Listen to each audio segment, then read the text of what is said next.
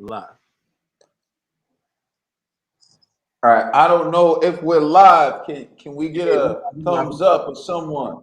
I know it says we're chat, live, but yeah, I'm waiting to see if we're live in the chat.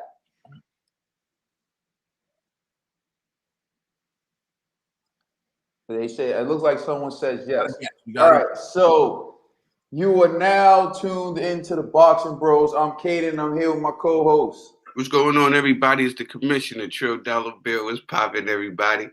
And this is no conspiracy. I don't need no smoke today. I'm live. I'm trying to survive. And you already know it's the TBE. What's up, world? How y'all doing?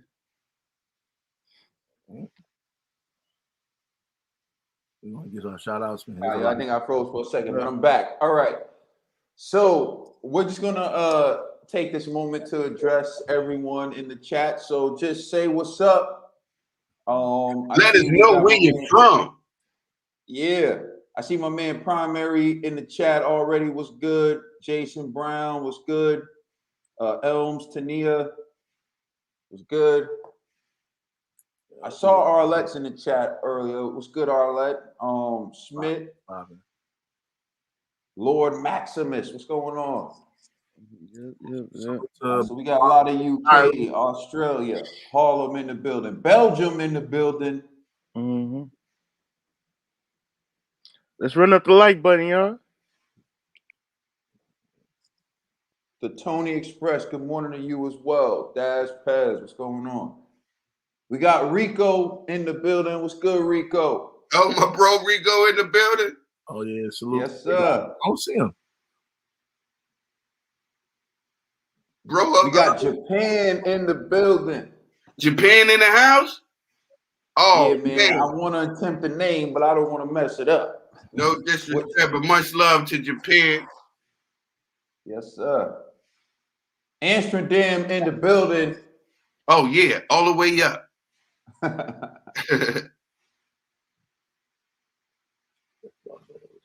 All right, second Ezra. What's up? Yesterday was for giving out flowers. It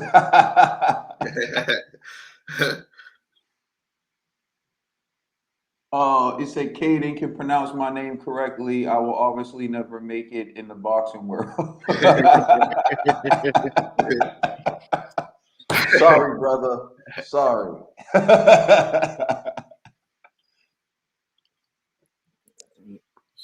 That's my man Mac the Big. We got Lord Maximus. Damn. This was Shakespearean, aka Net. Oh man.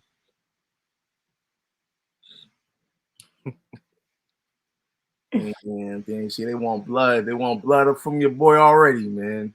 Hold on. Let me start off. I don't want no problems, people. No problems. I can't find my my white flag, so I gotta wear this roll of toilet paper, man. But I don't want no problems today, man. No smoke Monday, you know. It says we want to know your heights, bros. What? We've said our height on this show like so many times. Yeah, I'm 5'1". Mm-hmm. I'm 7'3". I'm 3'11". 3'11".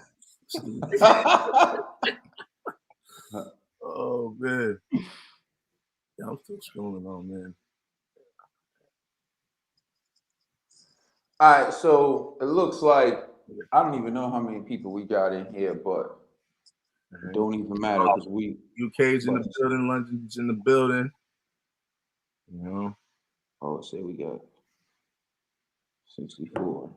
All right, we're about to start. Is the retirement party for Wilder still on? Because I want to organize a Wild Jollof rice for some attendees. At this point, it's the Wilder Memorial, but you know.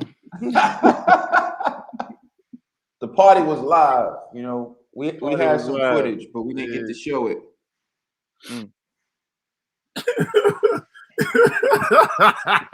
Y'all always making me laugh, man. Don't feel bad.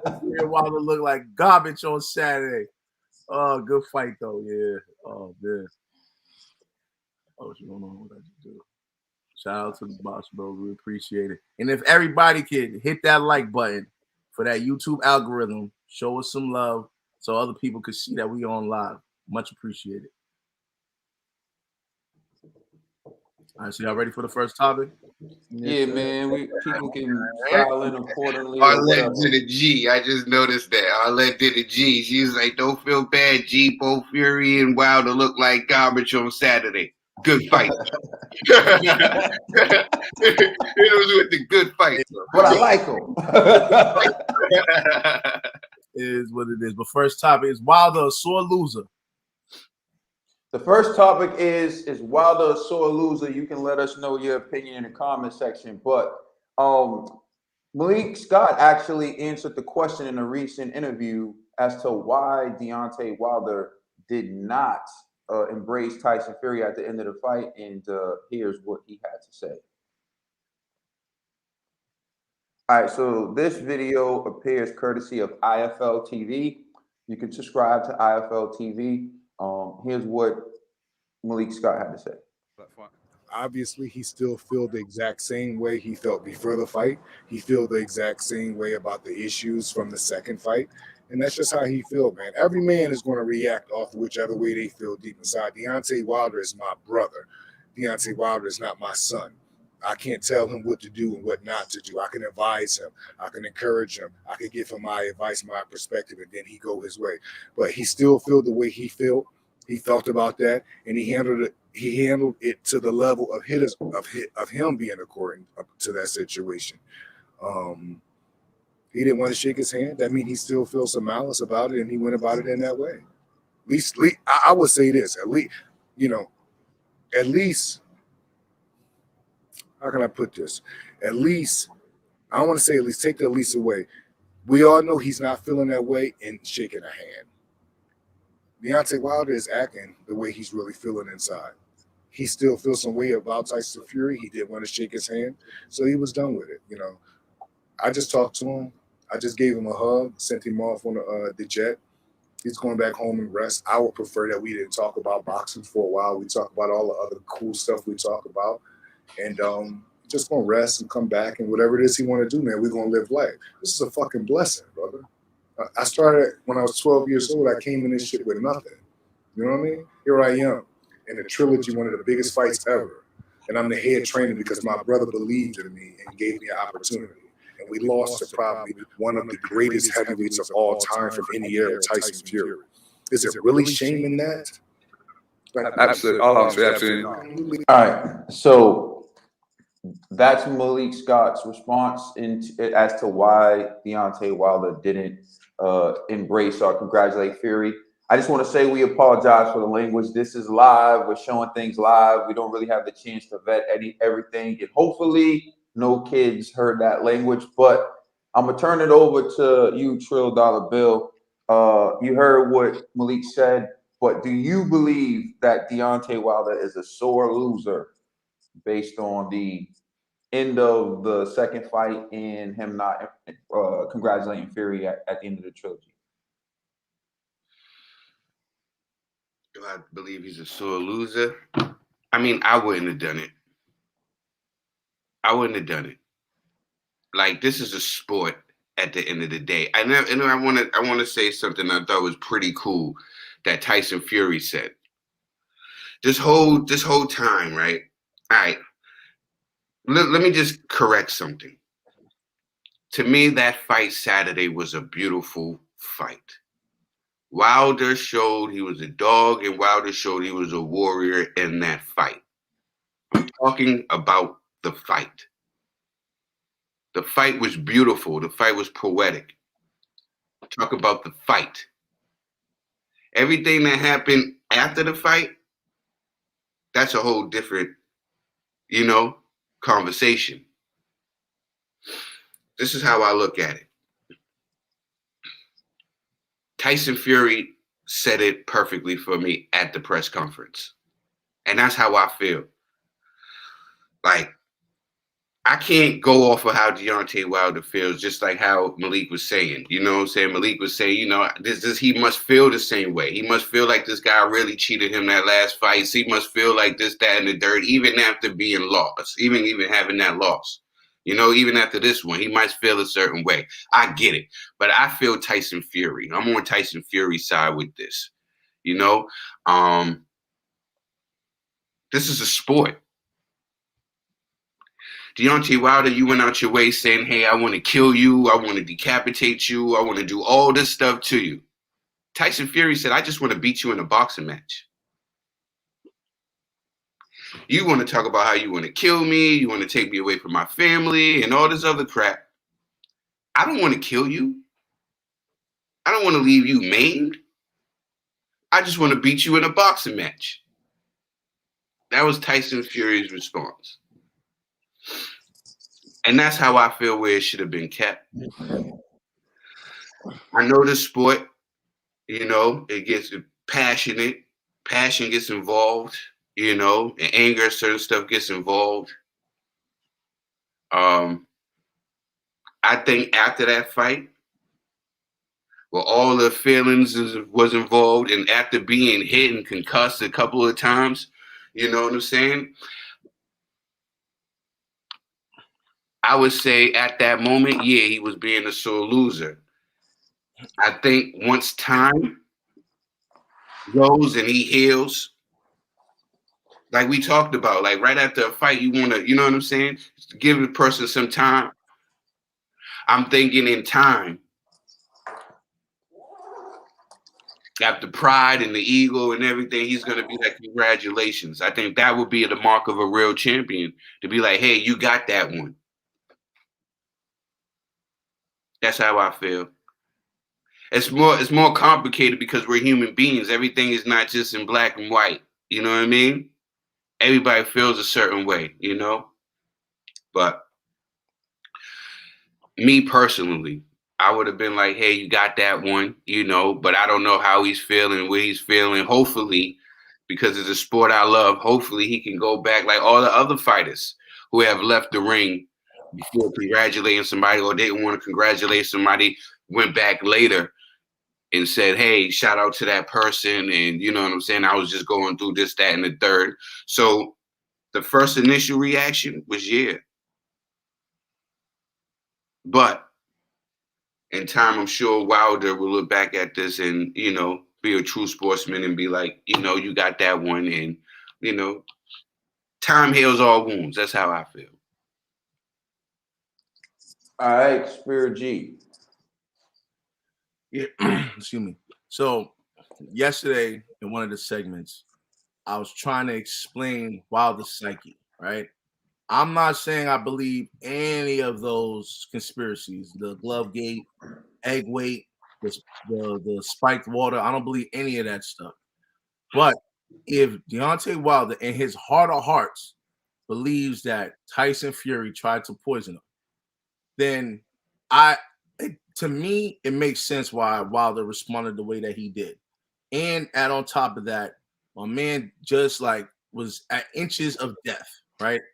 He was fatigued, concussed, you know, like he believed in his heart of hearts, I'm gonna beat this man because this man cheated.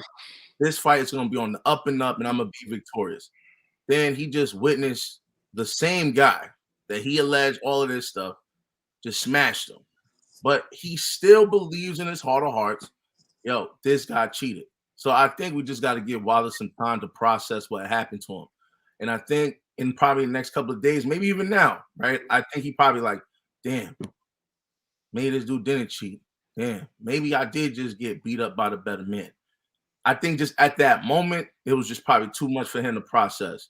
So if it classifies as a sore loser, I guess. But I would give Wilder a pass at that moment. Now I just need to see what Wilder's going to do the next couple of days. Last time he went in hiding for like 2 months. So I just need to see how he responds to this.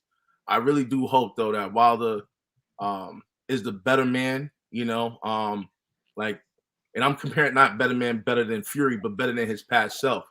I really do hope that Wilder just considers, hey, you know what? I have no excuses now. You know, we both went in there. I seen the gloves. I took similar gloves. This dude beat me up. It just is what it is, you know. And again, you could admit defeat, bro. Like just do it, man. It's like sometimes we're wrong. We're men. We're human. So if that classifies him a sore loser, then I guess. But I like to wait for a couple more days and months to see how Wilder actually responds publicly to the loss to Tyson Fury in the trilogy. All right, ladies and gentlemen, he's been holding it down the last 2 weeks. The poetic TBE. Listen, trust is something deep. In time, your wounds will heal. But for Deontay Wilder, history has shown us in time, he will slander your character. That was so bad. Listen, you're not letting it. I'm going here. So don't let this man ruin your flow. Yes. Go ahead, Nate. Go ahead, Nate. After the second fight, Deontay came out with all these excuses, fired his trainer. He couldn't accept defeat. He blamed everything on Tyson Fury. Said Tyson Fury cheated, had loaded gloves. It was a zombie apocalypse. His trainer drugged him. The suit was too heavy. Things of that nature. And I want to say this on yesterday's on my reaction. You remember what was it, the Mega Man suit, and then he came out in some like thin silk or whatever with the fur on, and I was like, you remember y'all if y'all ever seen that first Power Ranger movie where they all got beat up in that metal suit, and then they came back with that ninja claw. That's what Tyson Fury reminded me of. He got whooped by Ivan Ooze the first time, and then he came back and he got whooped by Ivan Ooze again. But I feel Deontay. That was deep. That was deep, thank man. you. 100. I think Deontay will show us after he is a so if we gave out biggest sore loser in boxing, if we gave out that award, we must have gave it to Deontay Wilder in 2020. God. So 2021. I gotta write that name down. Ivan Ooze. I gotta look this up now. Ivan Ooze. Love you too, JH. You know, so for Deontay, only time will tell how big of a sore loser he is after this fight, because he's already a big sore loser after that second fight. His third fight, we don't know what type of taste is left in his mouth. If he cannot come out and big up Tyson Fury, there's nothing else to say. You know? Man, that was some deep stuff. When you dropped that Ivan Ooze, I was just like, thank you. Here's the thing that I think people are misunderstanding. Based on our last video, because I saw some of the comments. I do believe that Wilder's a sore loser, but I understand his reaction. So there's a difference. I'm not excusing his reaction, but I understand it. So forgive me for understanding it. Being an understanding person. I know. Exactly. As I explained in the video, for some of you who may not have seen it, imagine the worst moment of your life taking place, and then instantly someone puts a microphone in your face. Now, I know it wasn't an interview, right? But imagine you despising a person. We all had it. I don't know if you've like competed, athletically, maybe even at a job or any type of competition. The person you've been going against, the person that you've been despising and training your mind to destroy, just beat you, and then they're in your face like, hey, what's up? Everyone's not going to react to that in a good way. Everyone's not going to take that in a good way. And I know some people brought up some examples. Like in the UK, sportsmanship is big. That's what some people say. And I respect that. I'm a firm believer of sportsmanship. I advocate for sportsmanship. I don't think it's anything more than a fight. Right? Like if you watch Boxing Bros and you see me speak, I hate when Wilder talks this body stuff or I'm here to cause physical damage. Like Trill said, I respect what Fury and Josh will say. Why would I want to hurt somebody's son? Why would I want to take someone from their family? I respect that. But in America, there's this mindset that the media pushes, which is you have to hate your rivals. That's what happens in America. Like LeBron James, for example, LeBron James is friends with Steph Curry. LeBron James is friends with Kevin Durant, and it drives media people like Stephen A. Smith crazy. They glorify the days when, like, Michael Jordan was an assassin. He never wanted to be friends with anyone. He wanted to take people's head off. In America, there's some people with that mentality where it's like you have to hate someone to go against them. And if you lose, then you can't accept it. If you look at it, that's the way it is. They glorify that type of behavior. So when you look at Deontay Wilder, he lost. He gave it all he had. And in that moment, there's a lot of emotions taking place. And he didn't want to embrace fury at that time. I believe Wilder deserves a grace period in which he has time to reflect. He has time to sit back and think about it, and then he can come back and react. And then he can reach out to Fury and say, you know what? In the moment, I just wasn't ready to accept defeat. But now I want to tell you, you're a hell of a fighter. You know, and even Fury said that. Maybe right now he doesn't want to, embrace me, but I'm going to show him love. And then later on, we'll see what happens. Yeah. Well, that's what people want Wilder to say. I appreciate that whooping, but that's just not in everyone's makeup. In European, man, I've seen some of the people, I know some people. I see some people like, criticizing Wilder in that moment. They're sore losers if you beat them in Monopoly. Exactly. They can't lose in Monopoly and shake your hand, but they want to down a man who just got knocked out cold in front of the world for not being able to accept it in the moment. Damn the physical, the man and had his bleeding from his ear, bleeding from his mouth, beaten, concussed, all that, and you want him to react rationally. People forget how to be human beings. I said this thing on the show before. People say, y'all are such killers. Y'all are such killers out there. I swear it. Y'all are such hardcore killers out there.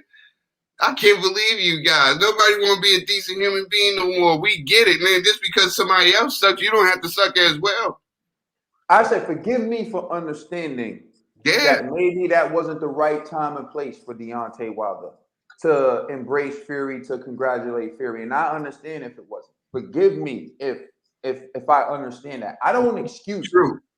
I wish Wilder would have got up and hugged him and said, man, you're a hell of a fighter.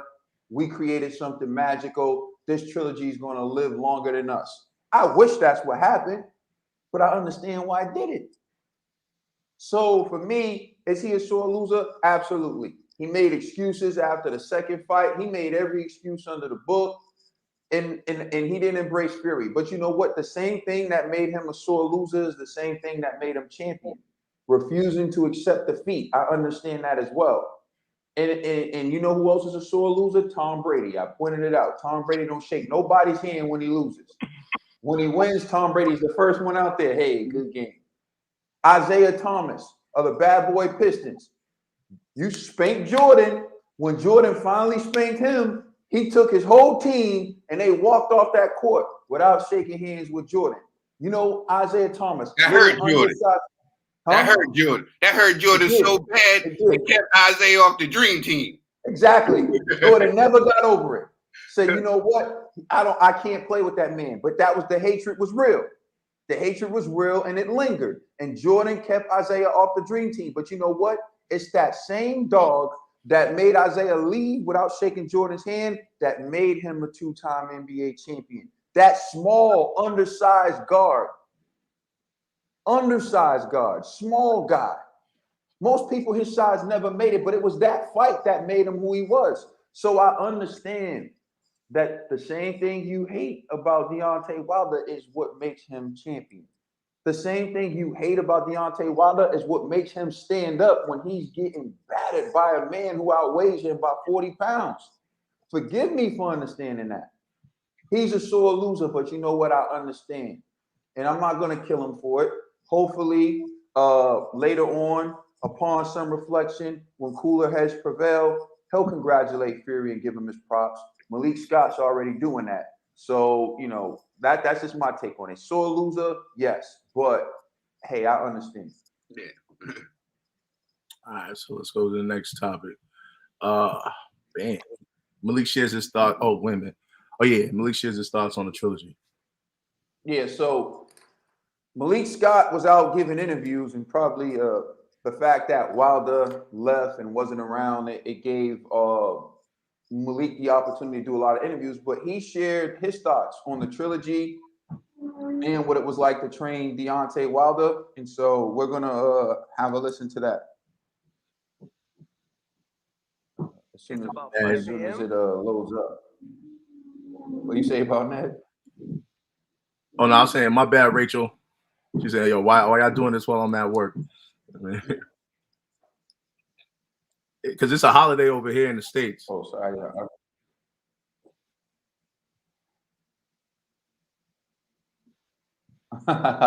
So yeah, all right. We're gonna show the video now.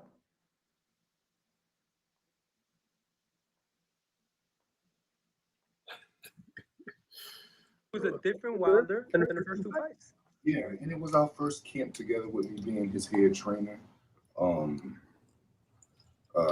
beyond proud. I don't want to sound vanity wise or nothing like that, but I'm beyond proud of myself on when I was asked to do the job for my brother and everything I gave him so far in such short little time. And I never had no one believe in me like Deontay Wilder. So I'm forever indebted to him. We pushed him during training camp. I continued to work on different things with him. He was able to implement a lot of the things, or a few of the things in the early rounds. Obviously, Fury is, like I've always said, this whole build-up, I never shitted on his skills, shitted on the kind of fighter he was. I've always said he's not good. He's very, very good and damn near great. Well, after tonight, I'm going to consider him a great fighter. And much respect to him, much respect to Sugar Hill and his whole family, wife and kids and everything. And but the real blessing is that there's been a lot of tragedies and everything on these cards. So all these fighters win, lose, or draw. I seen Arum, who fought Robert Helenius after the fight. He didn't look too good, but he's going to be okay now. But man, one hell of a fight. That's what you call a real trilogy. Both guys giving it a day off. Fight of the year. Everyone said fight of the year. And one of the greatest heavyweight. I talked to Nate Diaz. I spent a lot of time with Nate Diaz. Right? Him and his team told me the greatest fight they ever saw. Greatest fight. 5 knockdowns in 11 rounds, and that's just this fight. And when I tell you, I always reiterate this.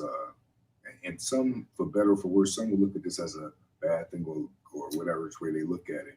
I've been in this game since I've been 12 years old, and I hear a lot of people say, I want to go out on my shield. I want to die in that ring. And majority of it is propaganda. Deontay Wilder and Antonio Margarita is probably the only 2 fighters that really, really mean that. They really, really mean that to the core. That's how much they value what they do, or the passion of what they do. And after the last knockdown, the ref waved it off. I had no problem with it. Deontay fought his heart out. He was great. Fury was great tonight. The best man won. Then good night of boxing, brother. The heavyweight division is on fire.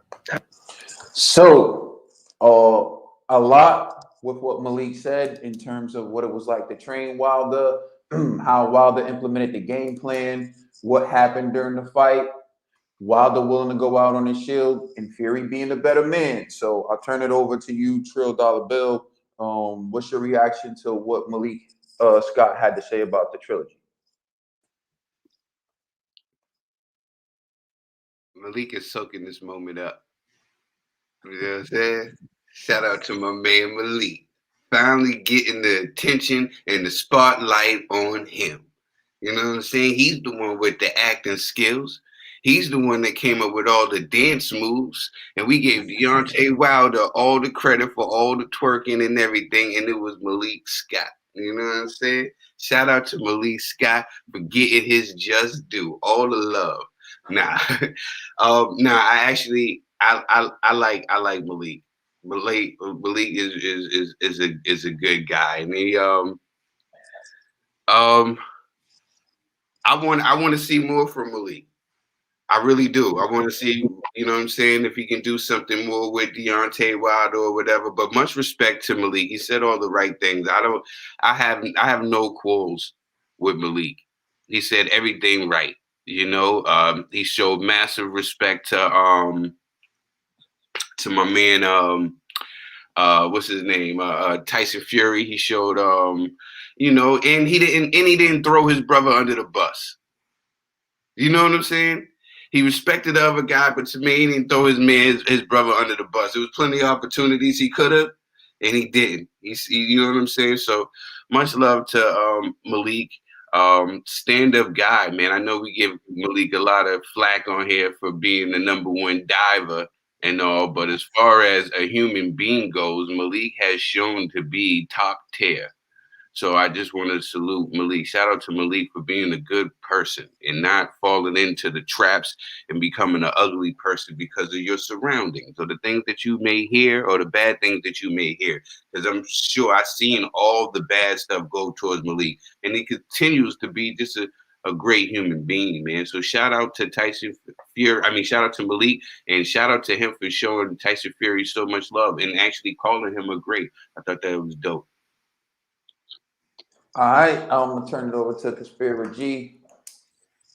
Yeah, kind of like what you were saying.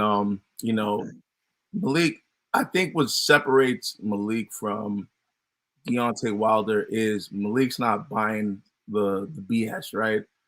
He's like, yo, you're my man's. Like, I understand what you're going through, but I just gotta keep it real out here. And Malik wears many hats, right?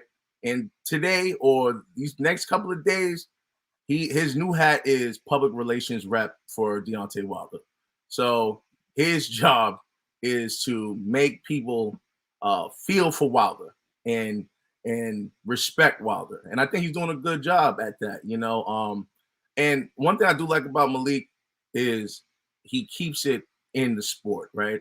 Like when AJ lost to Usyk, he showed AJ love and respect, you know, like he talked about Usyk being a great champion, this and the third. He didn't bash these guys. He didn't bash those gentlemen. You know, like he never did that. You know, and after this one, he didn't bash Tyson Fury. He didn't go, "You cheater," this, that, and the third, blah blah. You know, he didn't do any of that stuff. So to me, man, I think Malik is good for Wilder.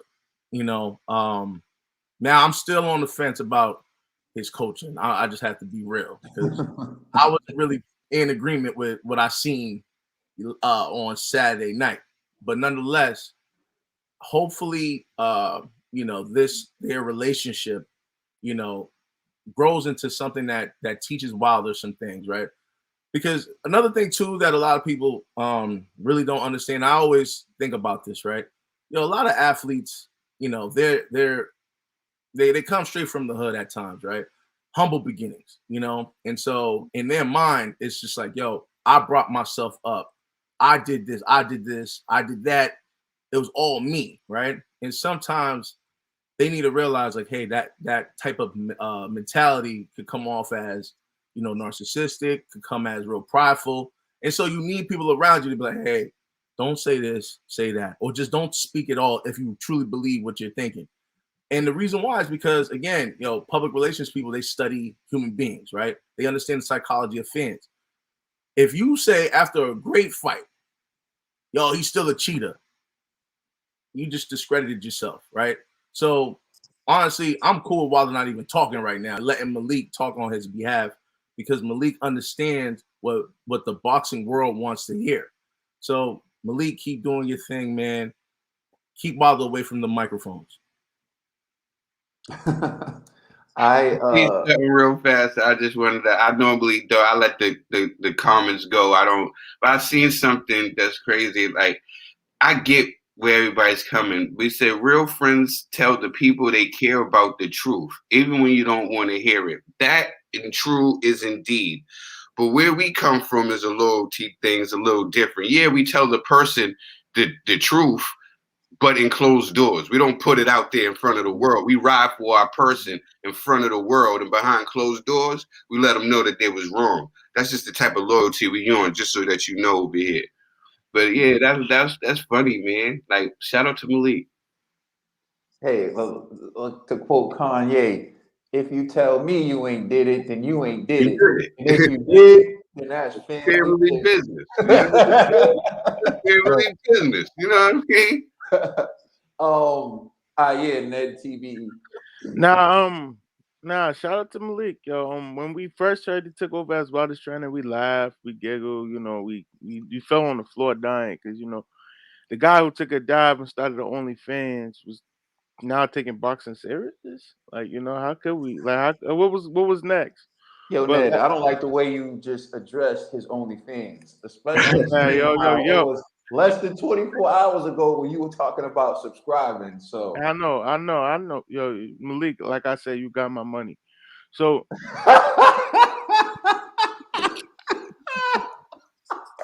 You. nah, but you handle it. Your thoughts on the trilogy, you handle it very well. You came out, you said your piece. You didn't say anything that discredited Fury. You didn't say anything that would discredit Wilder. You just you left things open, and it's like the wounds are still fresh, and you did what you had to do. And I want to see where you and Wilder go from here after this fight, and I want to see if you can make him like you could like if the ceiling if this is not the ceiling for Deontay. That's all. My thoughts on it is hopefully it shows everyone that you can be on the same team but think differently. If you look at the Boxing Bros, we're a collective group, but we all think differently. And we all have different opinions, but we represent the same thing. And just because G likes Wilder or whatever, it doesn't mean that I discredit G or it makes G a bad person. G just sees something in Wilder that I don't see. And but we still brothers, we still the same, we still represent the same thing. If you look at Malik, right? Basically what Malik is telling you is I think Tyson Fury is a great fighter. I think he proved he's one of the greats. What people are saying about Glovegate, Malik's like, hey, I think he's a great fighter. I think he proved he was great on that night. Here's what I think. It's not supporting anything the other channels say. It's not disregarding Tyson Fury. He's giving Tyson Fury his props. He gave Tyson Fury his props. He gave Sugar Hill Stewart his props, which is all deserved. Fury proved he's the better boxer. There shouldn't be any debate about that. In addition to that, what he did, though, was he showed Wilder his props, which was Wilder said he wanted to go out on a shield, and he did. And like he said, there are a lot of fighters who say it, but that's just the politically correct thing for a boxer to say. Billy Joe Saunders said he wanted to go out on a shield, but when he had the time to do it, he stayed in that corner. You can say whatever you want. He had a broken orbital bone, but going out on your shield means that you pretend like your eye's fine so you can get back out there in that ring, which fighters have done. Now, I don't question a man for not wanting to continue when they have a broken orbital bone. Like I said before, I've never been in that position, so I can't say whether I would or would not. Right? So because I've never been in that position, I won't judge Billy Joe Saunders because I can understand that. But I can say, yeah, I mean, you said you were going to go out on your shield, so I would like to see you go out on your shield. I can do that, right? Wilder did that. Wilder went out on the shield, and you got to salute the man for that. And Malik points that out. Malik admits that Wilder only did what they practiced for the first half of the round, for the first few rounds, and then he reverted back to what he normally does. That's something we always knew. Well, most of us knew was going to happen because it is impossible for you to revamp and switch your entire style with the limited amount of time that Wilder had. It takes actual practice. But then not only did you want Wilder to change his entire style and implement a game plan, you wanted him to do it against one of the most talented boxers we've seen in a generation. You know what makes someone one of the most talented boxers you've seen in a generation? Their ability to adapt, their ability to fight multiple styles. As soon as Fury knew what Wilder was doing, he just switched the plan. He said, oh, this is what you're doing. You're trying to go to my body and then set me up with one over the top. And Boxers know that. It's going to take a lot more to beat someone like Canelo, like Tyson Fury. So it'll take a lot more to beat those guys with that type of IQ. So in the end, what Malik Scott said to me was just all real. And Malik Scott doing the talking, I think, is a good idea until Wilder is ready to come out and say all the right things. And when Wilder comes out, if he doesn't say all the right things, it's going to do significant damage to all the goodwill that he's built up with this fight. So Wilder needs to realize something like G said, don't make your first appearance on one of these YouTube channels. Don't make your first appearance. When you make your first appearance, make it somewhere where people are going to watch, and make sure you give Fury his credit. That's the thing that's going to save you, your career, and your position. Because you build up goodwill in this fight. Even people who hate you got to admit you went out like a soldier. Whether you think it was smart, whether you think it was a bad idea, it doesn't matter. He did it. It's what he chose to do. So my thoughts on it was what Malik Scott said was fair. Oh, Complex said that. I apologize. G didn't say that. Complex said that. I was gonna wait till you was done to say it. That was actually Complex didn't wait. He told me right now. Like Complex said, yeah. So that's what he needs to do. But I think Malik Scott was fair in everything he said. Salute to our boxing cousin, man. Shout out Complex. Yo, JM's an idiot. Only because Complex is on the screen. If Complex was on the screen, I would have shared it. On the screen, you know what I mean? I can't test his temperature right now. So, so let's go to the next topic. What did you learn from the trilogy between Fury and Wilder? All right, so we will give our final thoughts on this trilogy. It's one in which they had a draw the first fight. Fury stopped Wilder. Well, Mark Breland threw in the towel in the 7th round in the second fight. And in the third fight, Tyson Fury knocked Deontay. Well, it was a stoppage, but really was a knockout, kind of, whatever you want to call it, in the 11th round. What did you learn from this trilogy? What did you learn? What's your big takeaway from this trilogy? And we'll turn it over to the Commish $1 bill.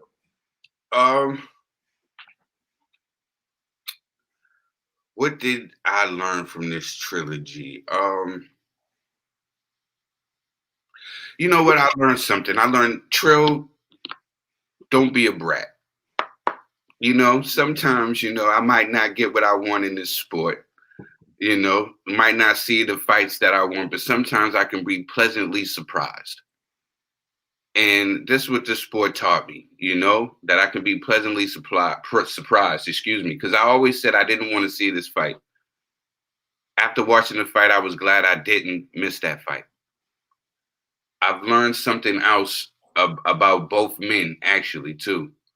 I knew these guys was warriors, but they reiterated it on a different level because it made me appreciate Tyson Fury even more from where he came from, and then it also made me appreciate Deontay Wilder for being down and still coming back and still having that performance, the gutsy performance that he had. So it made me even have more respect for these gentlemen. But it also made me let me know that we was also correct, that Tyson Fury is the better fighter. So that's another thing. But I just definitely wanted to give both kudos to both gentlemen. Not the nonsense, just the fight itself. Beautiful. Beautiful, beautiful, beautiful. And that's what I love about this sport of boxing. It's not what people think. It's not just two guys going and slugging at it. Boxing is poetic. Boxing is beautiful. And that's what was last Saturday. That's what I got, So that's what I was going to say. These guys just prove my fact of how beautiful boxing is. All right. I'm going to go with G, actually. Conspiracy G, what'd you take? All right. I got to keep it 100, man. After this, Fury is by far the better man between the two. the trilogy Wilder. This was like peak shape Wilder, the best Wilder out of the 3 fights, and this Tyson Fury was like the second best. This is probably like the 85%. If there was like an optimal level, Fury was operating on like 85%, and the 85% Fury still destroyed the 100% Deontay Wilder. So, I just can't see Wilder saying that he's still better than Tyson Fury. So that's one thing, and then 2. I've learned not to even be emotionally connected to fighters anymore. I'm not doing this to myself. So moving forward, man, it's like, hey, I pick them and that's it. Like if you lose, you lose. If you win, you win. Stop it, G. Nobody Stop it, G. Now I'm dead ass, and excuse my language, but I'm serious. Like I can't do this to myself anymore. It was, you know why? It's like because when you rep somebody, you're like arguing for them. You're trying to see you're trying to justify their flaws, their mistakes. Sometimes like, bro, that don't even sound right. But you're like, yo, strong and wrong. You know what I mean? Hey, I'm not built for the strong and wrong life. So learning from this trilogy, man, it's just I'm gonna separate emotions from fighters. And then it's just easier for my well-being when I watch fights. Because then, like even though I don't remember the FA Sanchez fight, I remember there was no worries. Like even the Helenius Kalinowski fight, I was like, I picked Helenius, but I'm like, if Helenius gets knocked out right now, I really don't care. You know what I'm saying? Like I remember the AJ versus Usyk fight, right?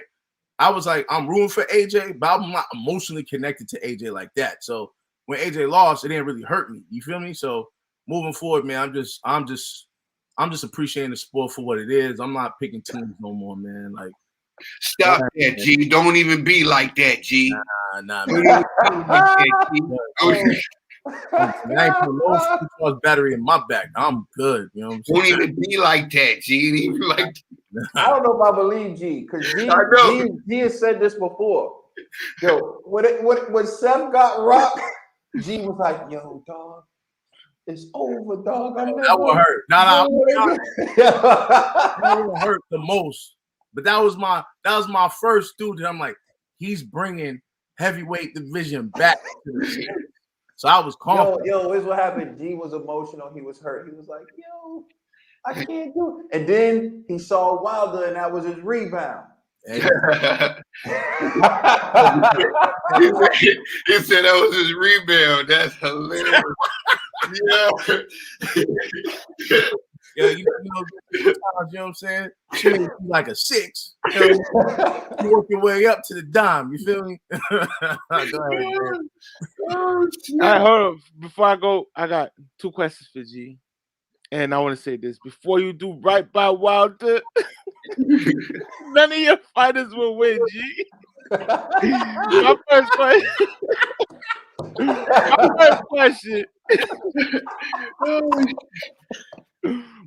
question.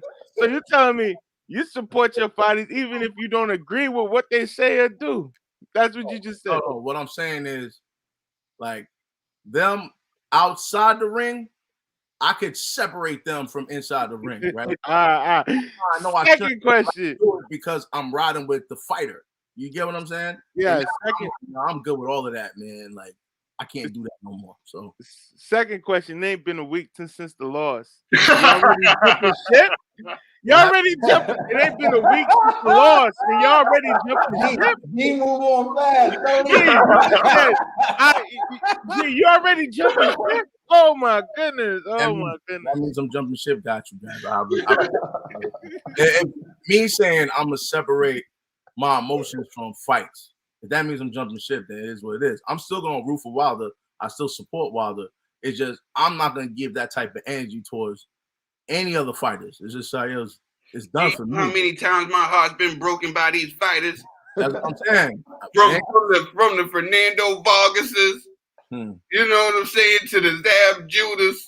You know what I'm saying? You know how many times I done got my heart broken? Stay strong, brother. Stay strong. Hey, you know what I mean? I don't honestly like. Yo, this is crazy. They play I'm a trick. Oh man, this is crazy. Yo, it's just too funny to me because like I remember trying to tell G this. Like G was just Ned, and you remember because you was there. I'm like, yo, G, no fighter is unbeatable.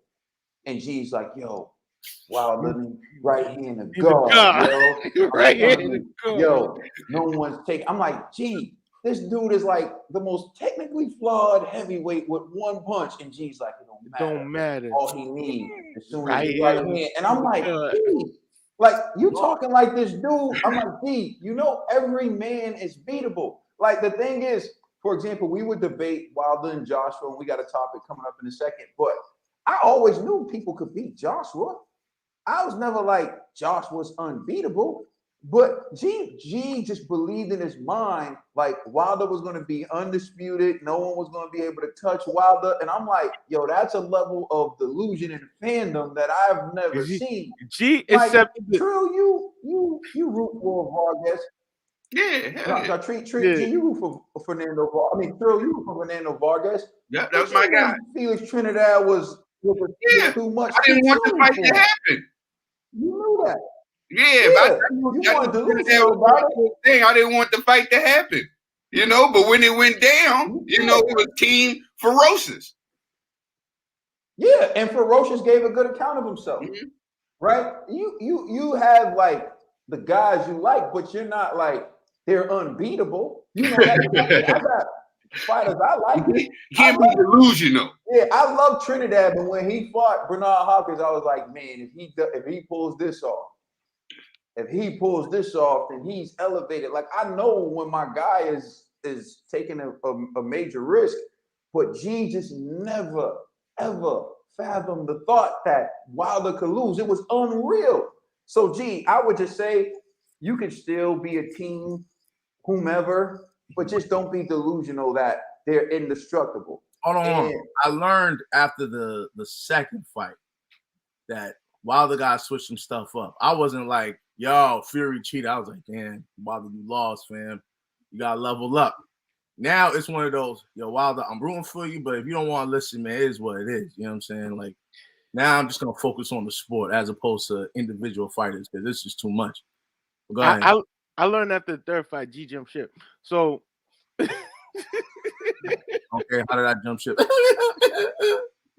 Whatever, G.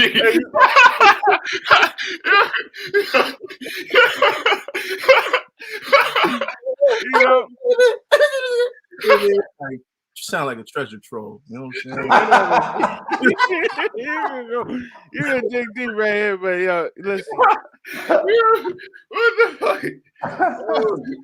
Let me get this out, and I'm gonna be quick. Yo, what I learned from this trilogy, I learned a lot. Like G said, yo, no, but all my co-hosts said this before. Like you can't control the fighter. You can't have too much belief in a fighter to think like they're untouchable or unbeatable, and anybody could get beat any given Saturday, Sunday, Friday, because you know and Tuesdays. Shout out to Teofimo, you know, because we never know when that fight's gonna happen.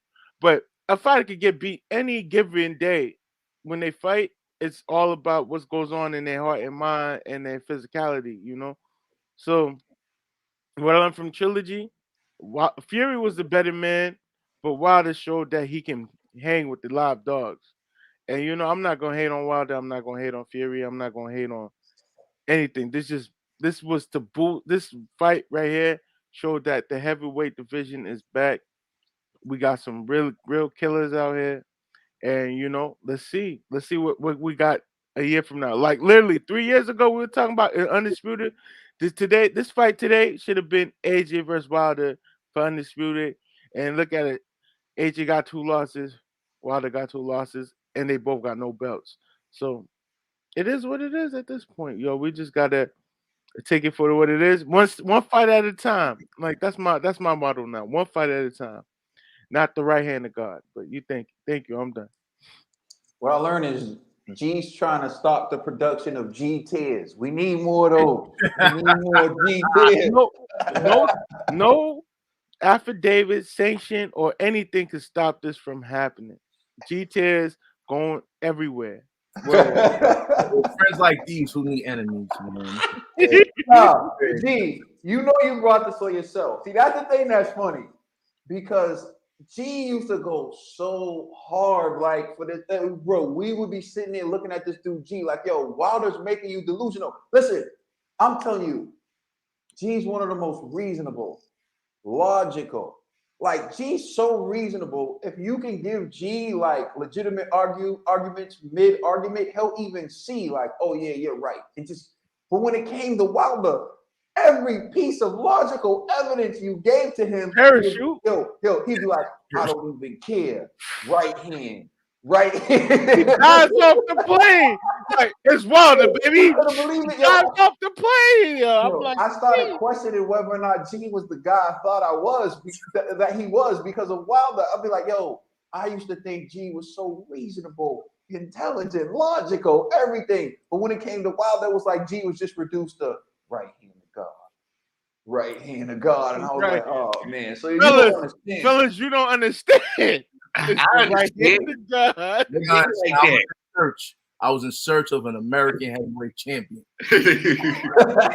Now, you know what? Yo, what we now? I'm just a boxing fan of open borders, bro. Like anybody. So I just wanted to come back to the States, but yeah, that's a dream. That's God have mercy on Big Baby Anderson, yo. That's what I'm saying.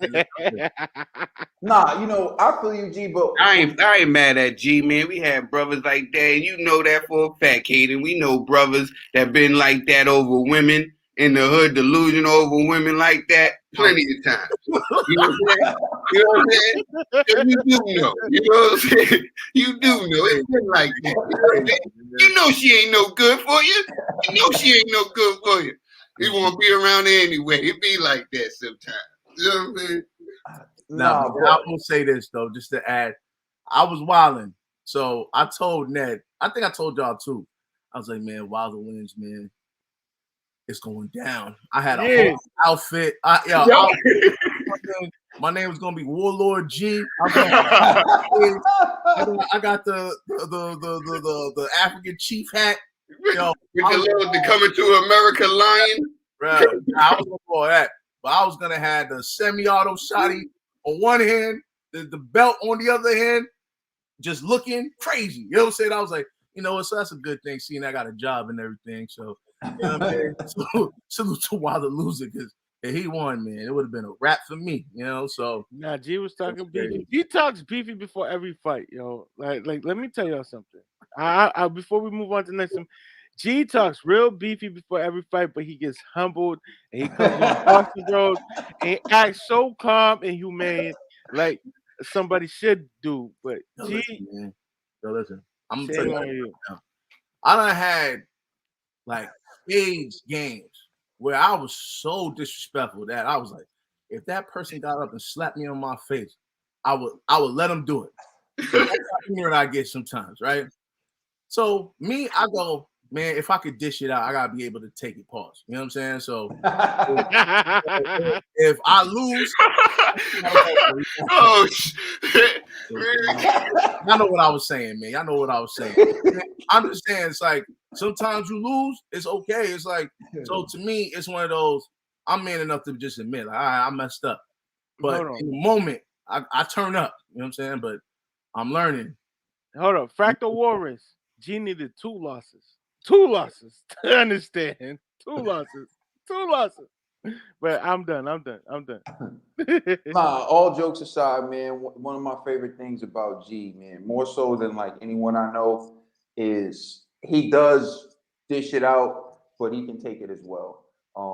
G's always a good sport, man. That's one of my favorite things about G. You gotta say pause at the end of that statement. You know what I'm saying? Oh, pause, because G wants me to say it. He can dish it out, but he can. All right, pause. All right. So, all right. So, yeah, moving on to answering this question.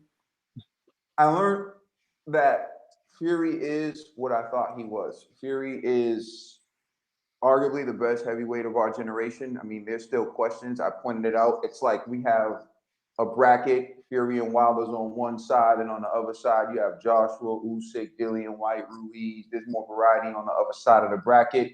Things are more sorted on that side of the bracket. Whereas with Wilder and Fury, we have the same fight 3 times. We learned that Fury can beat Wilder.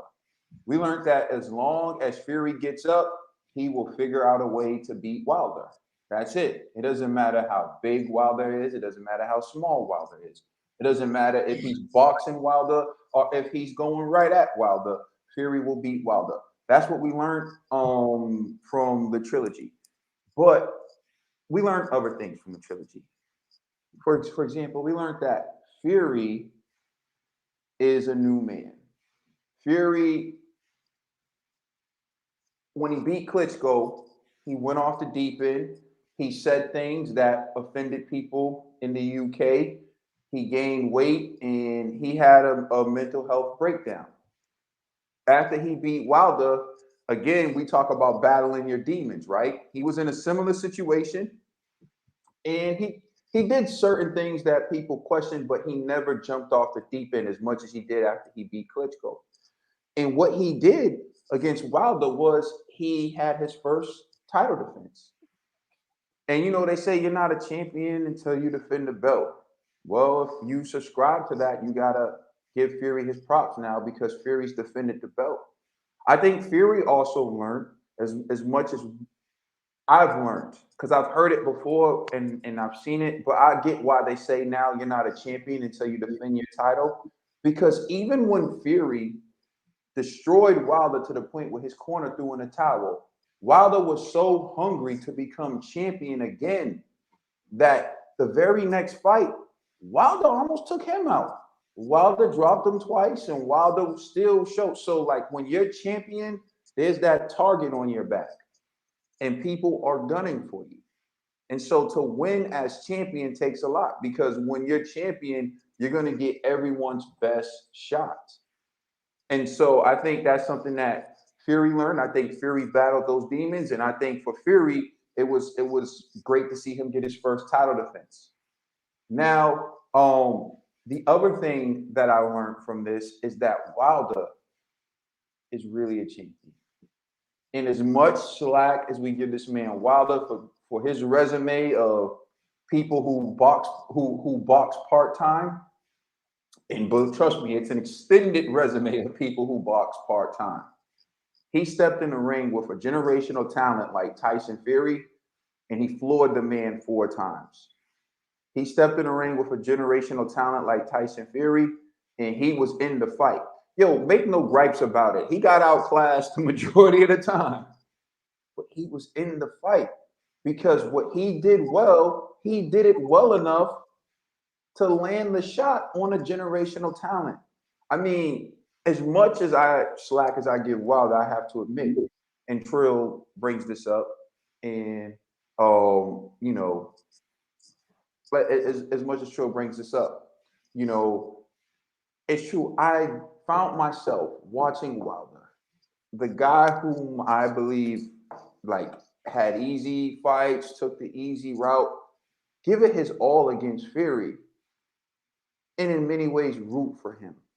Not that I wanted him to beat Fury, not that I even cared if he beat Fury at that point, but just like, man, I admire what you're doing right now. You don't have the skill, you don't have the size, you don't have the IQ. All you have is power. And you're going to try to land that shot to the end. I mean, yo, maybe y'all can call me soft all you want to. I'm secure enough in my manhood to maybe I am soft, but I couldn't help but feel for that guy. So for me, like I learned that Deontay Wilder is a champion at heart. Yeah, I don't like the excuses. You see me, I've crushed those excuses a million ways from Sunday. Come on now. Come on, you know that. I'll be the first one to wipe the floor with Wilder when he's twerking, man buns, nose rings, excuses. I'll be the first one to mop the floor with Deontay Wilder. But the one thing I can't do is take away the fact that on October 9th, that man put on an inspiring performance. And I watched that fight impressed with him. If that makes me whatever, then so be it. But the one thing I can't do is act like I didn't see what I saw. So for me, I learned that Wilder's a true dog. Wilder's a true champion. I don't want to hear fake champ. Nah, man, he earned his stripes. For me, in the trilogy, Wilder earned his stripes. Salute to you, champ. And doesn't take away all the bad things. I'm not. There's a million reasons to hate Wilder, but you still better respect him. And that's what I learned from the trilogy.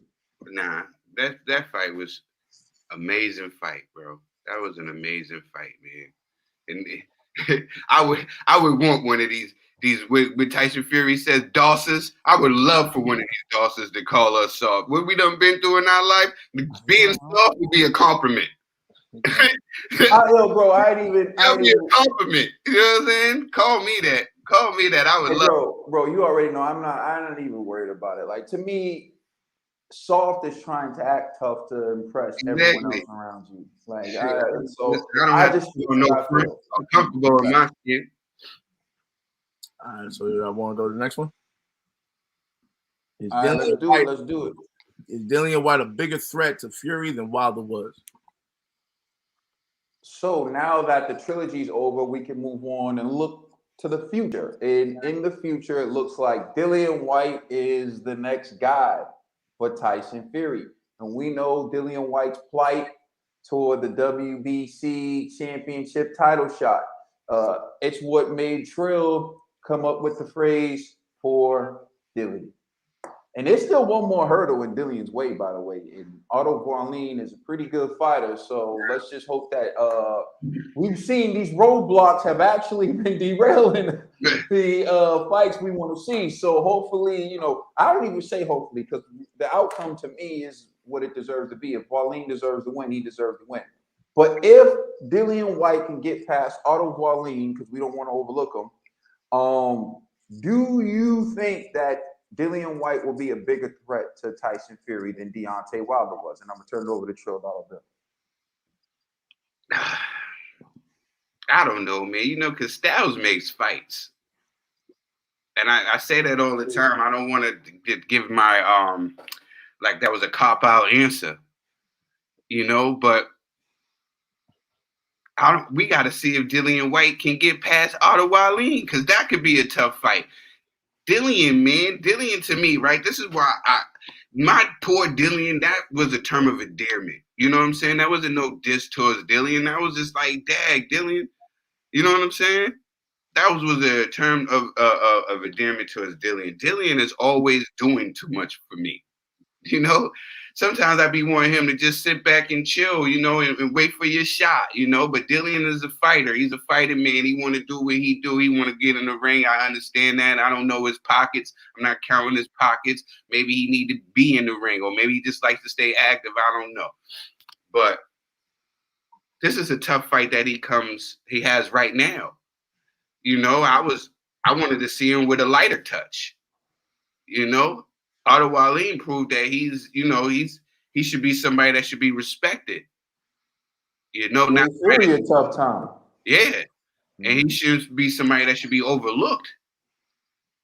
So as far as Dillian White, I don't know, man. Styles makes fights, man. We done seen this in boxing history before. One guy goes and dusts another guy, and then that guy loses to another guy, and then that person, we don't know. Styles make fights. We don't know until they get in there. They're different fighters. Dillian has more. I think he has more in the toolbox. If that's what you're asking me, I think Dillian has more in the toolbox. Is he able to open that toolbox and put that on Tyson Fury? We don't know. Tyson Fury might be able to close the toolbox before he can even open it. You know what I'm saying? So we don't know. Style make fights. I just know one thing, that Dillian White has a tough fight ahead of him, and he should be thinking about that and not overlooking the guy in front of him and thinking about a Tyson Fury. Tyson Fury might retire. We don't even know. He already, defended his WBC belt. You never know. You know what I'm saying? So Dillian White, I'll tell you this right now, because happens before in boxing. Concentrate on the guy in front of you. Don't overlook the guy in front of you because he is a problem as well. And he gave the guy, Tyson Fury, all he can handle.